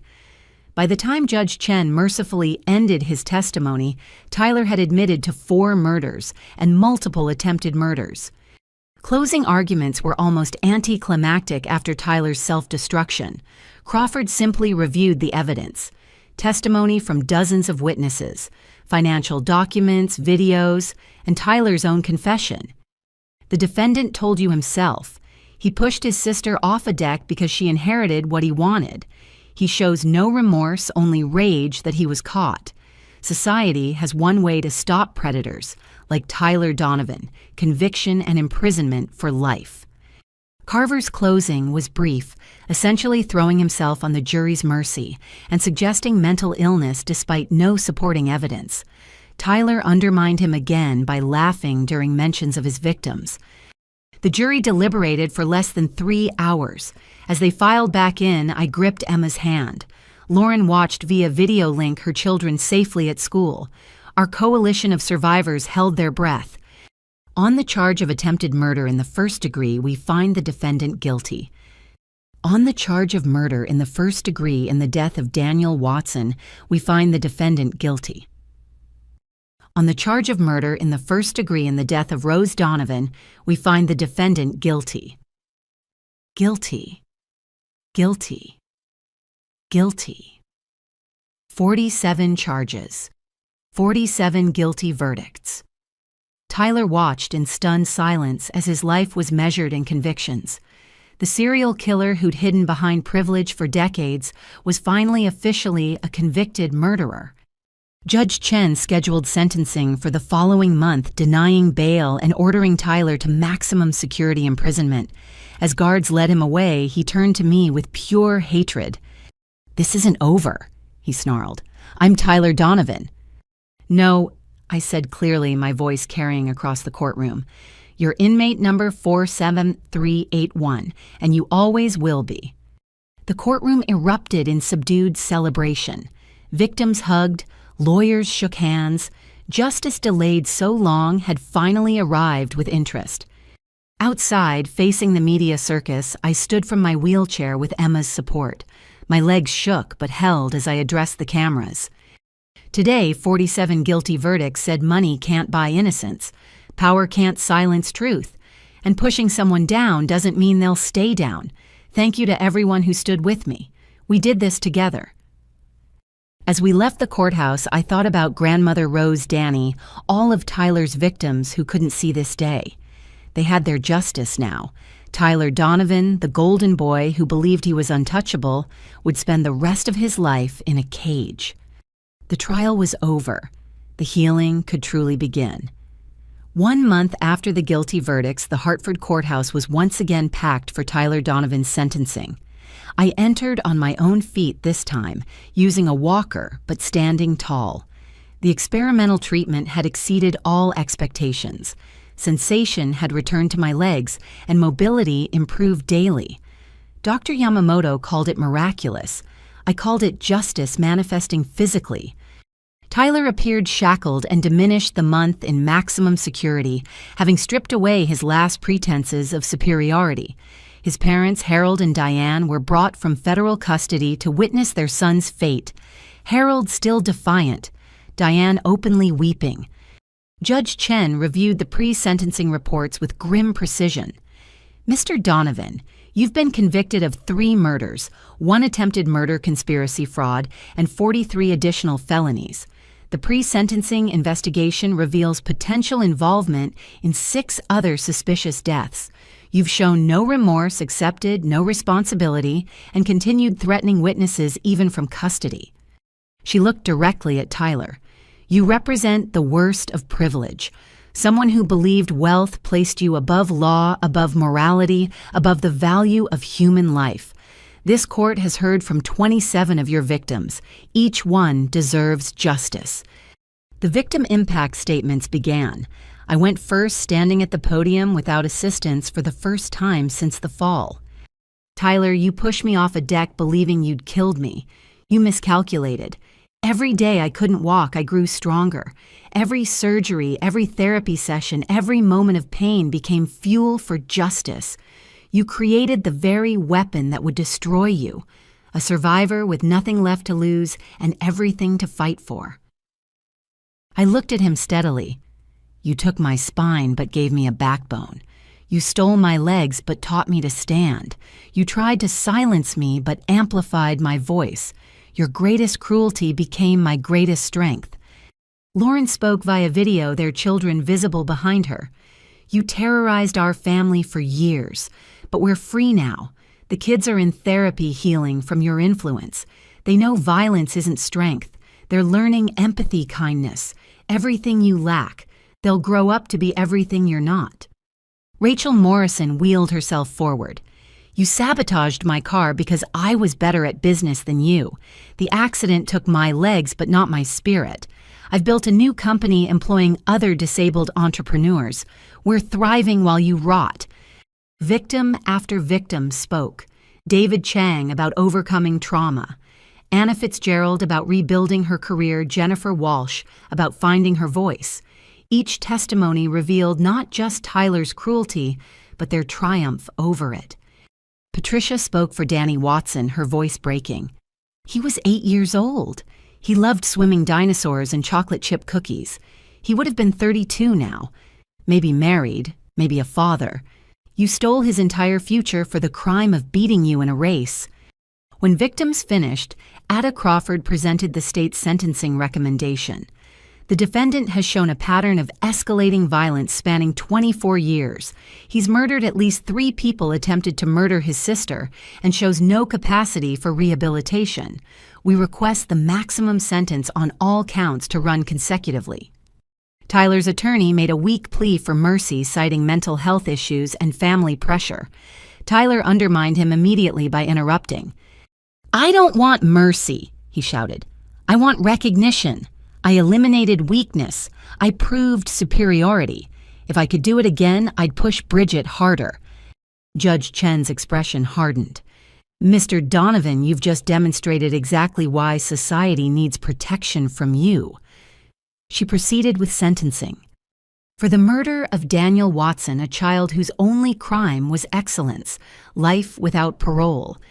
For the murder of Rose Donovan, who loved you despite knowing what you were, life without parole. For the attempted murder of Bridgette Donovan, 40 years. She continued through each charge sentences, stacking consecutively. The final tally, 3 life sentences plus 280 years, no possibility of parole. "You'll die in prison, Mr. Donovan. You'll never harm another person. You'll never benefit from your family's wealth. You'll spend whatever years remain understanding what it means to be truly powerless." Tyler screamed obscenities as guards dragged him away. Harold was led back to serve his 25-year sentence for conspiracy and fraud. Diane would serve 10 years with possibility of parole in 7 if she continued cooperating. Outside the courthouse, our coalition gathered for what many called a celebration, though it felt more like a memorial. Justice had been served, but it couldn't resurrect the dead or undo the trauma. "What now?" David Chang asked. "We got justice. What comes next?" "Healing," I said simply, "and helping others get their own justice." The Bridgette Donovan Foundation launched the following week, funded by the liquidated Donovan assets and my inheritance from Grandmother Rose. Our mission supporting survivors of privileged predators, funding spinal cord research, and advocating for judicial reform. The jewelry business transferred to employee ownership became a model for ethical transformation. Workers who'd been exploited now shared profits and decision-making. Several hired other survivors, creating a community of recovery. I underwent 3 more surgeries over 6 months. Each procedure built on the last, reconnecting neural pathways, strengthening regeneration. Physical therapy remained grueling, but progress was undeniable. 8 months after Tyler pushed me, I took my first unassisted steps. "Impossible," one visiting doctor murmured, watching me walk across the therapy room. "So is getting justice against the Donovans," I replied. "I'm redefining impossible." Lauren and the children moved back to Connecticut after Tyler's sentencing, no longer needing to hide. Mason and Sophia attended therapy twice weekly, slowly overcoming their father's influence. Lauren started training as a domestic violence counselor, wanting to help others escape what she'd survived. "Tyler gave me one gift," she told me during a visit. "He showed me exactly what kind of parent not to be. My kids will grow up knowing love without conditions, strength without violence. The Foundation's first major initiative partnered with law enforcement to create the Donovan Protocol, procedures for investigating suspicious deaths among wealthy families. Detective Morrison led training sessions teaching officers to recognize patterns Tyler had exemplified. Rich predators aren't smarter, he explained to a room of detectives. They just have better lawyers and intimidation tactics. Look past the money, follow the evidence, protect the victims. Stephanie Chen became our lead investigator, using her tech skills to help other survivors document abuse safely. Her courage in providing Tyler's videos had inspired dozens of others to come forward with their own evidence.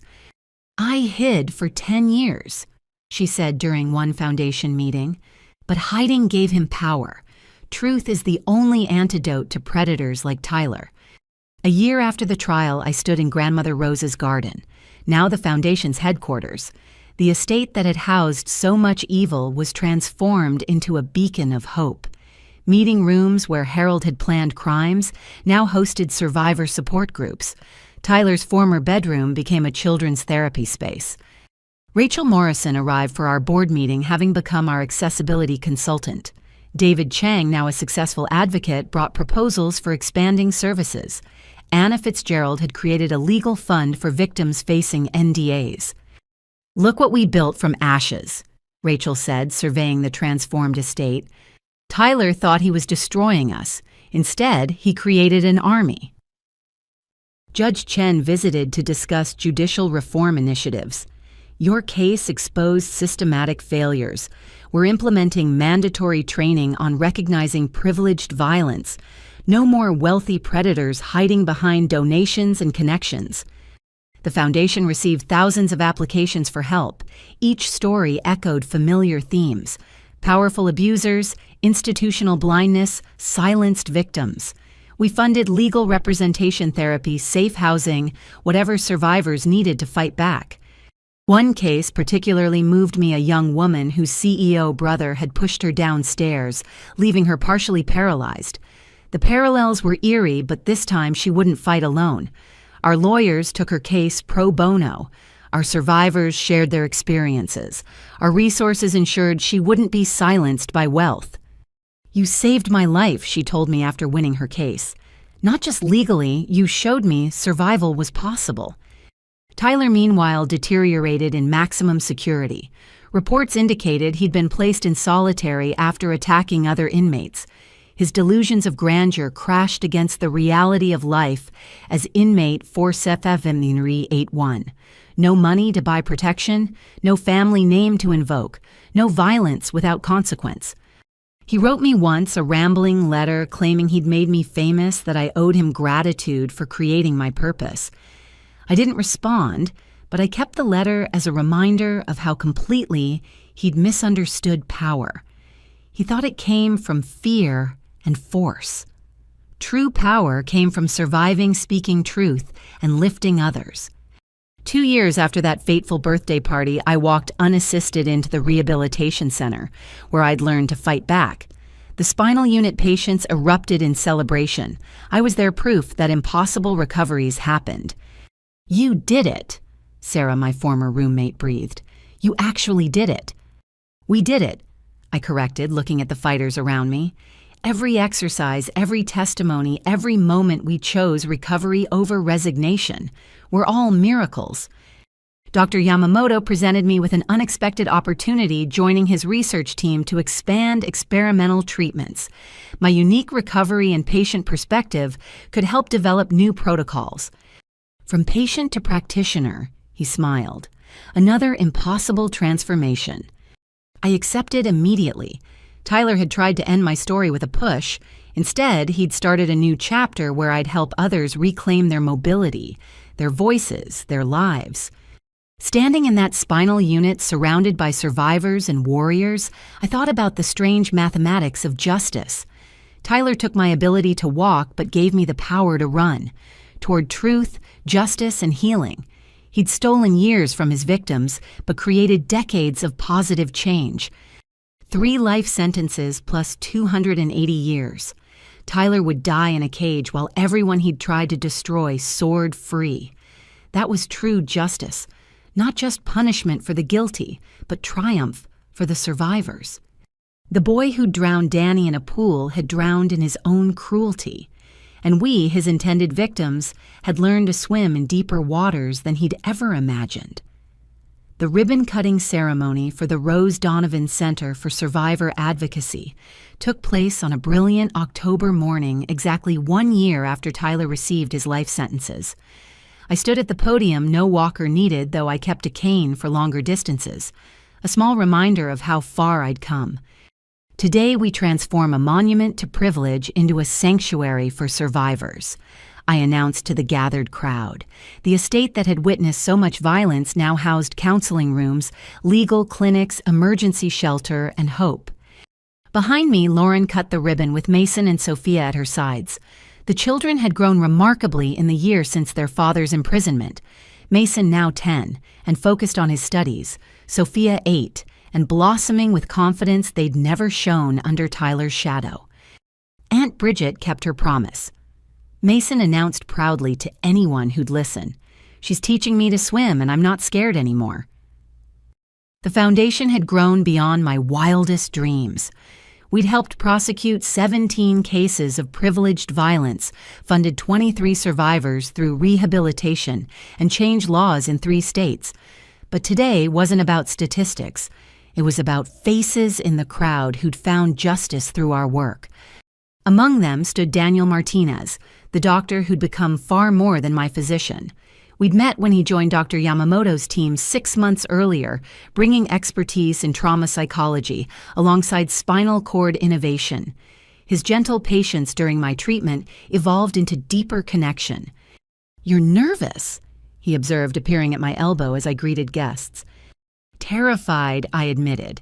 "It's easier to fight predators than to accept you've won." His warm brown eyes crinkled with understanding. "Trauma teaches us to expect the next blow. Peace feels dangerous because we've never known it." He squeezed my hand gently. "But you're safe now. Tyler's gone. Your parents are imprisoned. This is your life to build." The first time Daniel asked me to dinner, a real date, not a medical consultation, I'd panicked. 28 years of Tyler's violence had convinced me I didn't deserve gentleness. But Daniel persisted with the same patience he showed in therapy, never pushing, simply present. "I see you," he'd said during one late-night conversation. "Not the victim, not the survivor, not the advocate, just Bridgette, and she's worth knowing." Now watching him chat with Foundation board members, I felt something I'd never imagined possible, uncomplicated happiness. No fear of violence, no watching for danger, just peace. Patricia approached with champagne, looking years younger than when she'd first visited my hospital room. "Your grandmother would be so proud. You've built something beautiful from the ashes." "We built it," I corrected. "None of this happens alone." The Foundation's success had attracted national attention. 60 Minutes had featured our work. Congress invited me to testify about judicial reform. Universities requested lectures on recognizing privileged predators. Each platform amplified our message. Wealth didn't excuse violence, and survivors deserve justice, regardless of their attacker's bank account. Rachel Morrison wheeled over with exciting news. The medical equipment company wants to sponsor 10 spinal cord patients through experimental treatment. They were moved by our stories. "That's incredible. Have you told Dr. Yamamoto?" "He's already screening candidates." Rachel grinned. "Also that tech CEO who pushed his sister just got 40 years. Our legal team is unstoppable." The Foundation operated on multiple fronts now. Stephanie Chen ran our documentation program, teaching survivors to safely gather evidence. David Chang led legislative advocacy, pushing for stronger penalties for privilege-enabled violence. Anna Fitzgerald managed our legal fund, ensuring money never silenced another victim. "We're a machine," Stephanie said proudly during our board meeting. "Tyler created his worst nightmare. Organized, funded, relentless opposition to predators like him." The center's opening celebration continued into evening. Survivors shared stories, children played in gardens where I'd once bled, and hope replaced the terror that had permeated these grounds for generations. "May I steal you for a moment?" Daniel asked as sunset painted the sky crimson. We walked to the renovated pool house, once the site of Danny's murder, now a children's therapy center filled with art and light. The transformation felt symbolic of everything we'd accomplished. "I have something to tell you," Daniel began, uncharacteristically nervous. "I've been offered a position at Johns Hopkins running their new spinal rehabilitation program. It's an incredible opportunity, but my heart sank. After everything, losing him felt unbearably cruel. "But I can't imagine going without you." He took my hands, his surgeon's fingers gentle but steady. "I know we've only been together 8 months. I know you're still healing. But Bridgette, you've become my home. Would you consider coming with me? The foundation can operate remotely, and Baltimore has incredible resources for expansion." I stared at him, processing. Leave Connecticut. Leave the site of so much trauma, but also so much triumph. "You don't have to answer now," he added quickly. "I just wanted you to know you're part of my decision. Whatever you choose will make it work." "Yes," I said, surprising myself with the certainty. "Yes, I'll come with you." His joy was radiant. "Really? Tyler trapped me here with fear. Staying because I choose to is different from staying because I'm afraid to leave." I smiled, feeling lighter. "Besides, Baltimore could use a survivor center. We'll expand the foundation, help more people." He kissed me, then gentle and sure, and I marveled at feeling safe in someone's arms. Tyler had taught me touch meant pain. Daniel proved it could mean comfort. Lauren found us later, beaming with her own news. "The divorce is final. I'm officially Lauren Martinez again, and..." She held up an acceptance letter. "Georgetown social work program accepted me. The kids and I are moving to D.C. "That's wonderful. When?" "January, close enough to visit, far enough to build fresh." She hugged me tightly. "We're really doing it, aren't we? Building lives Tyler can't touch." The evening's final surprise came from an unexpected source. Judge Chen approached with a young woman I recognized from news coverage, Melissa Yang, whose investment banker brother had pushed her from a high-rise balcony, leaving her paralyzed. "Ms. Donovan." Melissa said, her voice trembling with emotion. "Your testimony at Congress convinced my family to stop protecting my brother. He was convicted last week. 30 years. I wanted to thank you personally." "You don't need to thank me. You survived. You spoke truth. That takes incredible courage. Your foundation gave me that courage. Knowing I wasn't alone, that someone else had survived this exact violence." Tears flowed freely. "May I volunteer here? I want to help others the way you helped me." "We'd be honored," I said, meaning it deeply. As the celebration wound down, I stood in Grandmother Rose's study, now my office, looking at everything we'd built. Photos covered one wall, survivors who'd found justice, volunteers who'd joined our mission lives, reclaimed from violence. Tyler's photo was notably absent. He existed now only as a case number, a cautionary tale, a reminder of what happened when privilege protected predators. Reports from prison indicated he'd been transferred to psychiatric containment after multiple violent incidents. His delusions of grandeur had evolved into complete break from reality. "He's convinced you're visiting him," Harold had written in his single letter to me. "Talks to empty air, claiming you're thanking him for making you famous. The other inmates think he's insane." I hadn't responded. Both parents would die in prison. Harold from a heart attack, 2 years into his sentence, Diane by her own hand, overcome with guilt. Their empire dissolved, their legacy reduced to cautionary tale, their son a madman in solitary confinement. But from their ashes we'd grown gardens. The foundation helped dozens of families. The center would shelter hundreds. Laws were changing. Predators were being prosecuted. Survivors were being believed. "Ready to go home?" Daniel asked, finding me in contemplation. Home. The word felt foreign but welcome. Not the mansion where I'd cowered from Tyler's rage, but a small house near the hospital where Daniel cooked dinner and we planned our future, where Mason and Sophia visited for swimming lessons, where love meant safety, not control. Almost, I said, taking one last look around, I just wanted to remember.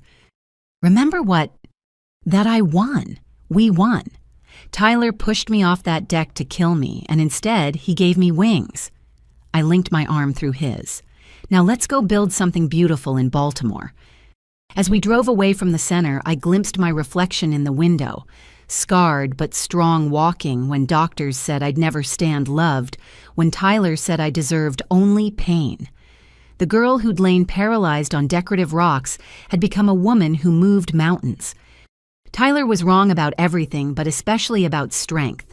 He thought it came from pushing others down. True strength came from lifting others up, and I planned to spend the rest of my life proving it one survivor at a time. The boy who'd tried to destroy me had instead created his own destroyer, but more importantly, he'd created a builder, a healer, a voice for the voiceless, and that voice would echo long after his screams faded in solitary confinement. I was Bridgette Donovan. I survived. I thrived. And my story was just beginning. 5 years. It seemed impossible that so much time had passed since Tyler pushed me off that deck. Yet here, I stood in the garden of the Baltimore Center for Survivor Justice, watching the space fill with hundreds of people whose lives had been touched by our work. My legs, once paralyzed and given no hope of recovery, carried me steadily across the lawn. The experimental treatment had succeeded beyond all projections. I could run, dance, climb stairs. Dr. Yamamoto called it the most complete recovery in spinal cord injury history. I called it proof that doctors don't know everything about human resilience. "Ready for your speech?" Daniel asked, adjusting my necklace. Grandmother Rose's locket I wore for important occasions.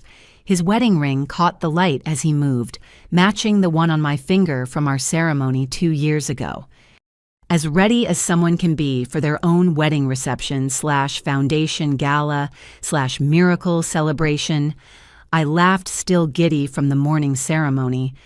We'd married in the Hopkins Chapel with only family, chosen family, present. Lauren stood as my maid of honor, her social work degree proudly earned, and already changing lives.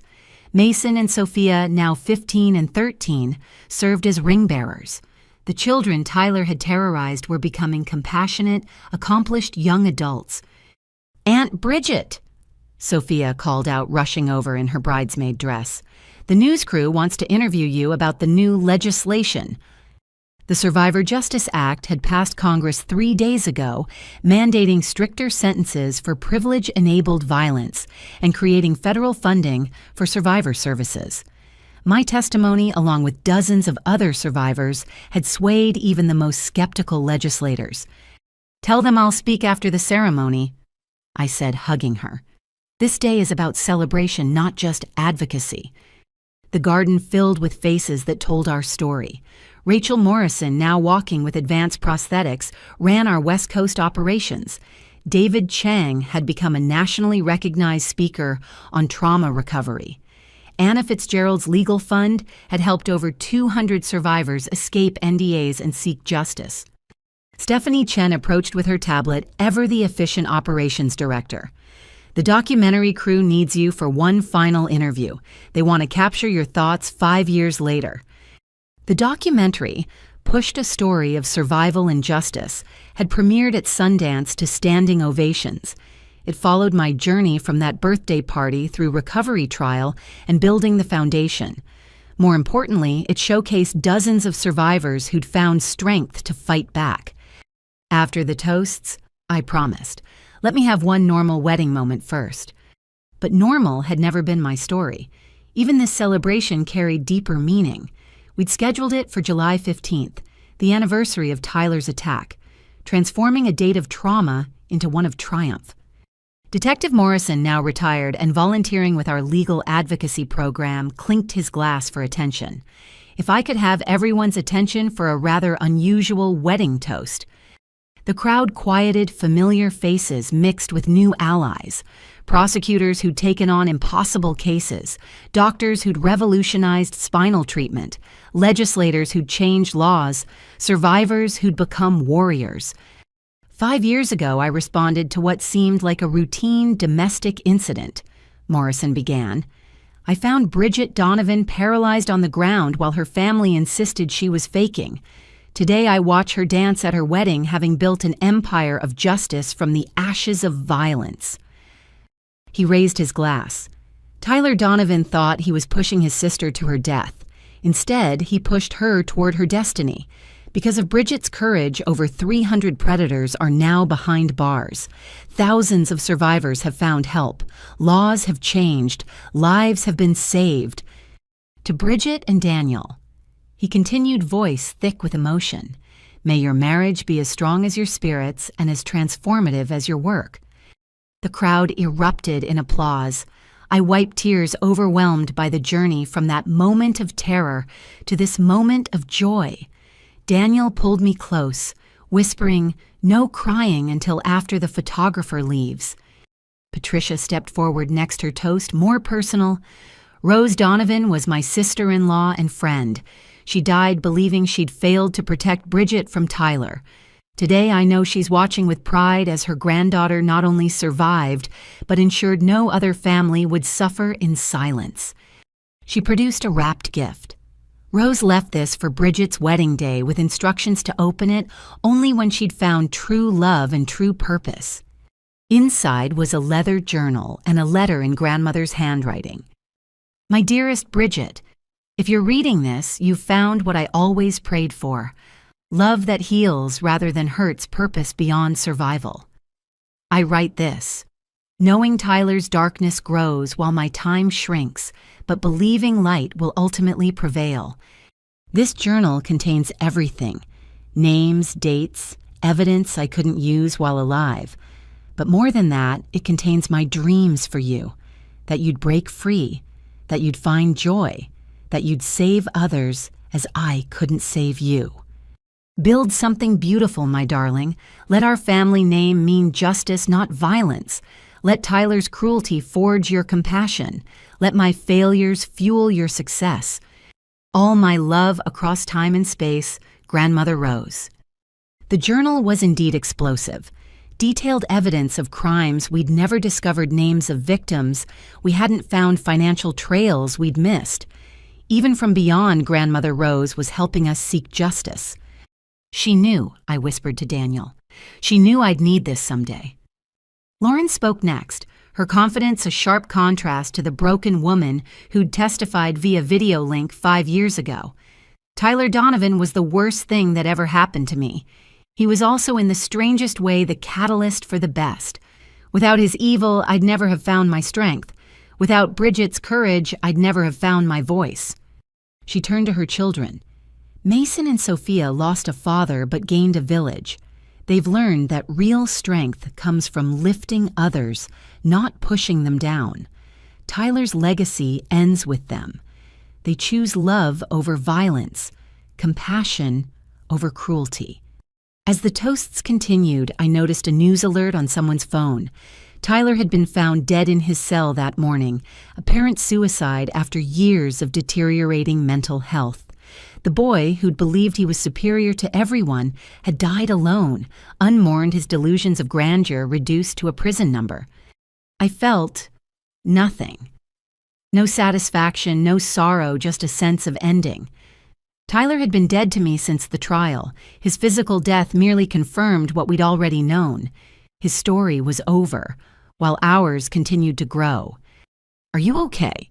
Daniel asked, noticing my distraction. "Tyler's dead," I said quietly. "Suicide this morning." He absorbed this, then asked, "Do you need a moment?" I considered, then shook my head. "No, he doesn't get to darken this day. He chose his ending. We're choosing life." The reception continued with dinner, dancing, and joy. I took my first dance with Daniel to rise up the song that had become my anthem during recovery. As we swayed, I marveled at feeling safe in someone's arms, at building a life free from fear. "No regrets?" Daniel asked as the song ended. "Only one," I admitted, "that Danny and Grandmother Rose aren't here to see this." "They are," he said firmly. "In every survivor we help every law, we change every predator we stop. They're in the work." Mason asked for the next dance, now taller than me, and headed to Yale in the fall. "Aunt Bridgette, I've decided my major. Criminal justice with a focus on victim advocacy. I want to be like you." "Be better than me," I said, proud beyond words. "Be the prosecutor who believes victims first time. Be the system Tyler never had to face." As the evening progressed, survivors shared their stories. A young woman who'd escaped her abusive CEO brother thanks to our legal fund. A paralyzed man who'd walked again through our medical program. Families reunited after breaking cycles of violence. Every person here is proof that pushing someone down doesn't keep them down, I said during my speech. Tyler believed violence was power. We've proven love is stronger. He thought wealth granted immunity. We've proven justice reaches everyone. He tried to silence me. Instead, he gave me a megaphone. I looked across the crowd. Prosecutors, advocates, survivors, warriors. 5 years ago, I lay paralyzed while my father screamed at me to stop faking.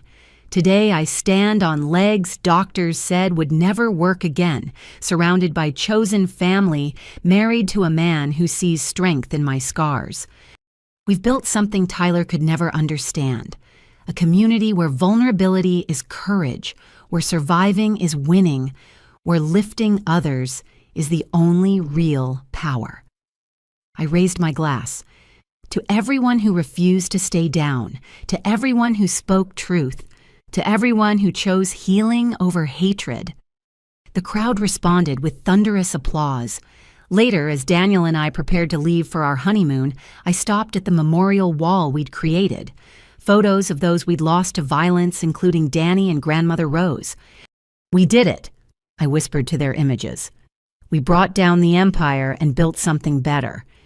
A young woman approached hesitantly, barely 20 bruises still visible beneath carefully applied makeup. "Ms. Donovan, I'm Emma Winters. My brother, he's like Tyler. Rich, violent, protected. I don't know what to do." I took her hands gently. "You survive. You document. You reach out to us. You're not alone anymore." "But he's so powerful." Tyler Donovan owned judges and politicians. He's dead in a prison cell while I'm dancing at my wedding. Power isn't what they think it is. I gave her my direct number. "Call tomorrow. We'll help." As our car pulled away toward our honeymoon, I looked back at the center, our second location with 3 more in development.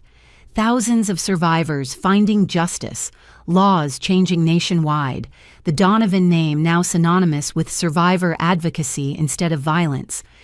"Thank you," I whispered to the universe, to Grandmother Rose, to that girl who'd lain broken on decorative rocks but refused to surrender. Tyler had pushed me off a deck trying to kill me. Instead, he'd pushed me into purpose, into love, into a life bigger than anything I'd imagined. Every step I took on legs he'd tried to destroy was a victory. Every survivor we helped was vindication. Every moment of joy was resistance. The boy who drowned our cousin, believing it made him powerful, had drowned in his own hatred. But we who survived him, we learned to swim in deeper waters, to build bridges, where he built walls to rise every time someone tried to push us down. 5 years after Tyler Donovan tried to end my story, I was writing chapters he could never imagine. And the best part, I was teaching others to write their own. The girl who'd been pushed was gone. In her place stood a woman who pushed back. Against injustice, against silence, against anyone who thought violence was victory. And she was just getting started. If you've stayed with me through this journey, you've witnessed how one push intended to destroy became the catalyst for justice. But this isn't just my story. It's the story of every person who's been silenced by powerful predators. Every survivor told their truth didn't matter. Every victim who fought back despite the odds. To those still trapped in cycles of violence, you are not alone. Document everything. Reach out for help. Your survival is the first victory. To those who've escaped but carry the scars, your pain is valid. Your healing matters. Your voice could save someone else. To everyone who's watched someone suffer and felt helpless, believe survivors. Support them. Stand with them against systems that protect predators. I have a question for you. Have you or someone you know faced violence from those who thought they were untouchable? What gave you the strength to keep going? Share your thoughts in the comments. Every story shared weakens the culture of silence that protects predators. If this story moved you, please like and subscribe to stay connected with our community of survivors and advocates. Share this video with anyone who needs to know they're not alone, that survival is possible, that pushing back is powerful. Thank you for witnessing my journey from victim to victor. Thank you for believing that truth matters more than money, that justice delayed doesn't mean justice denied. Thank you for being part of the movement that ensures no one fights alone. Remember, they can push us down, but we decide whether to stay down, and together we rise. Until next time, keep fighting, keep healing, and keep lifting others. With love and unbreakable spirit, Bridgette.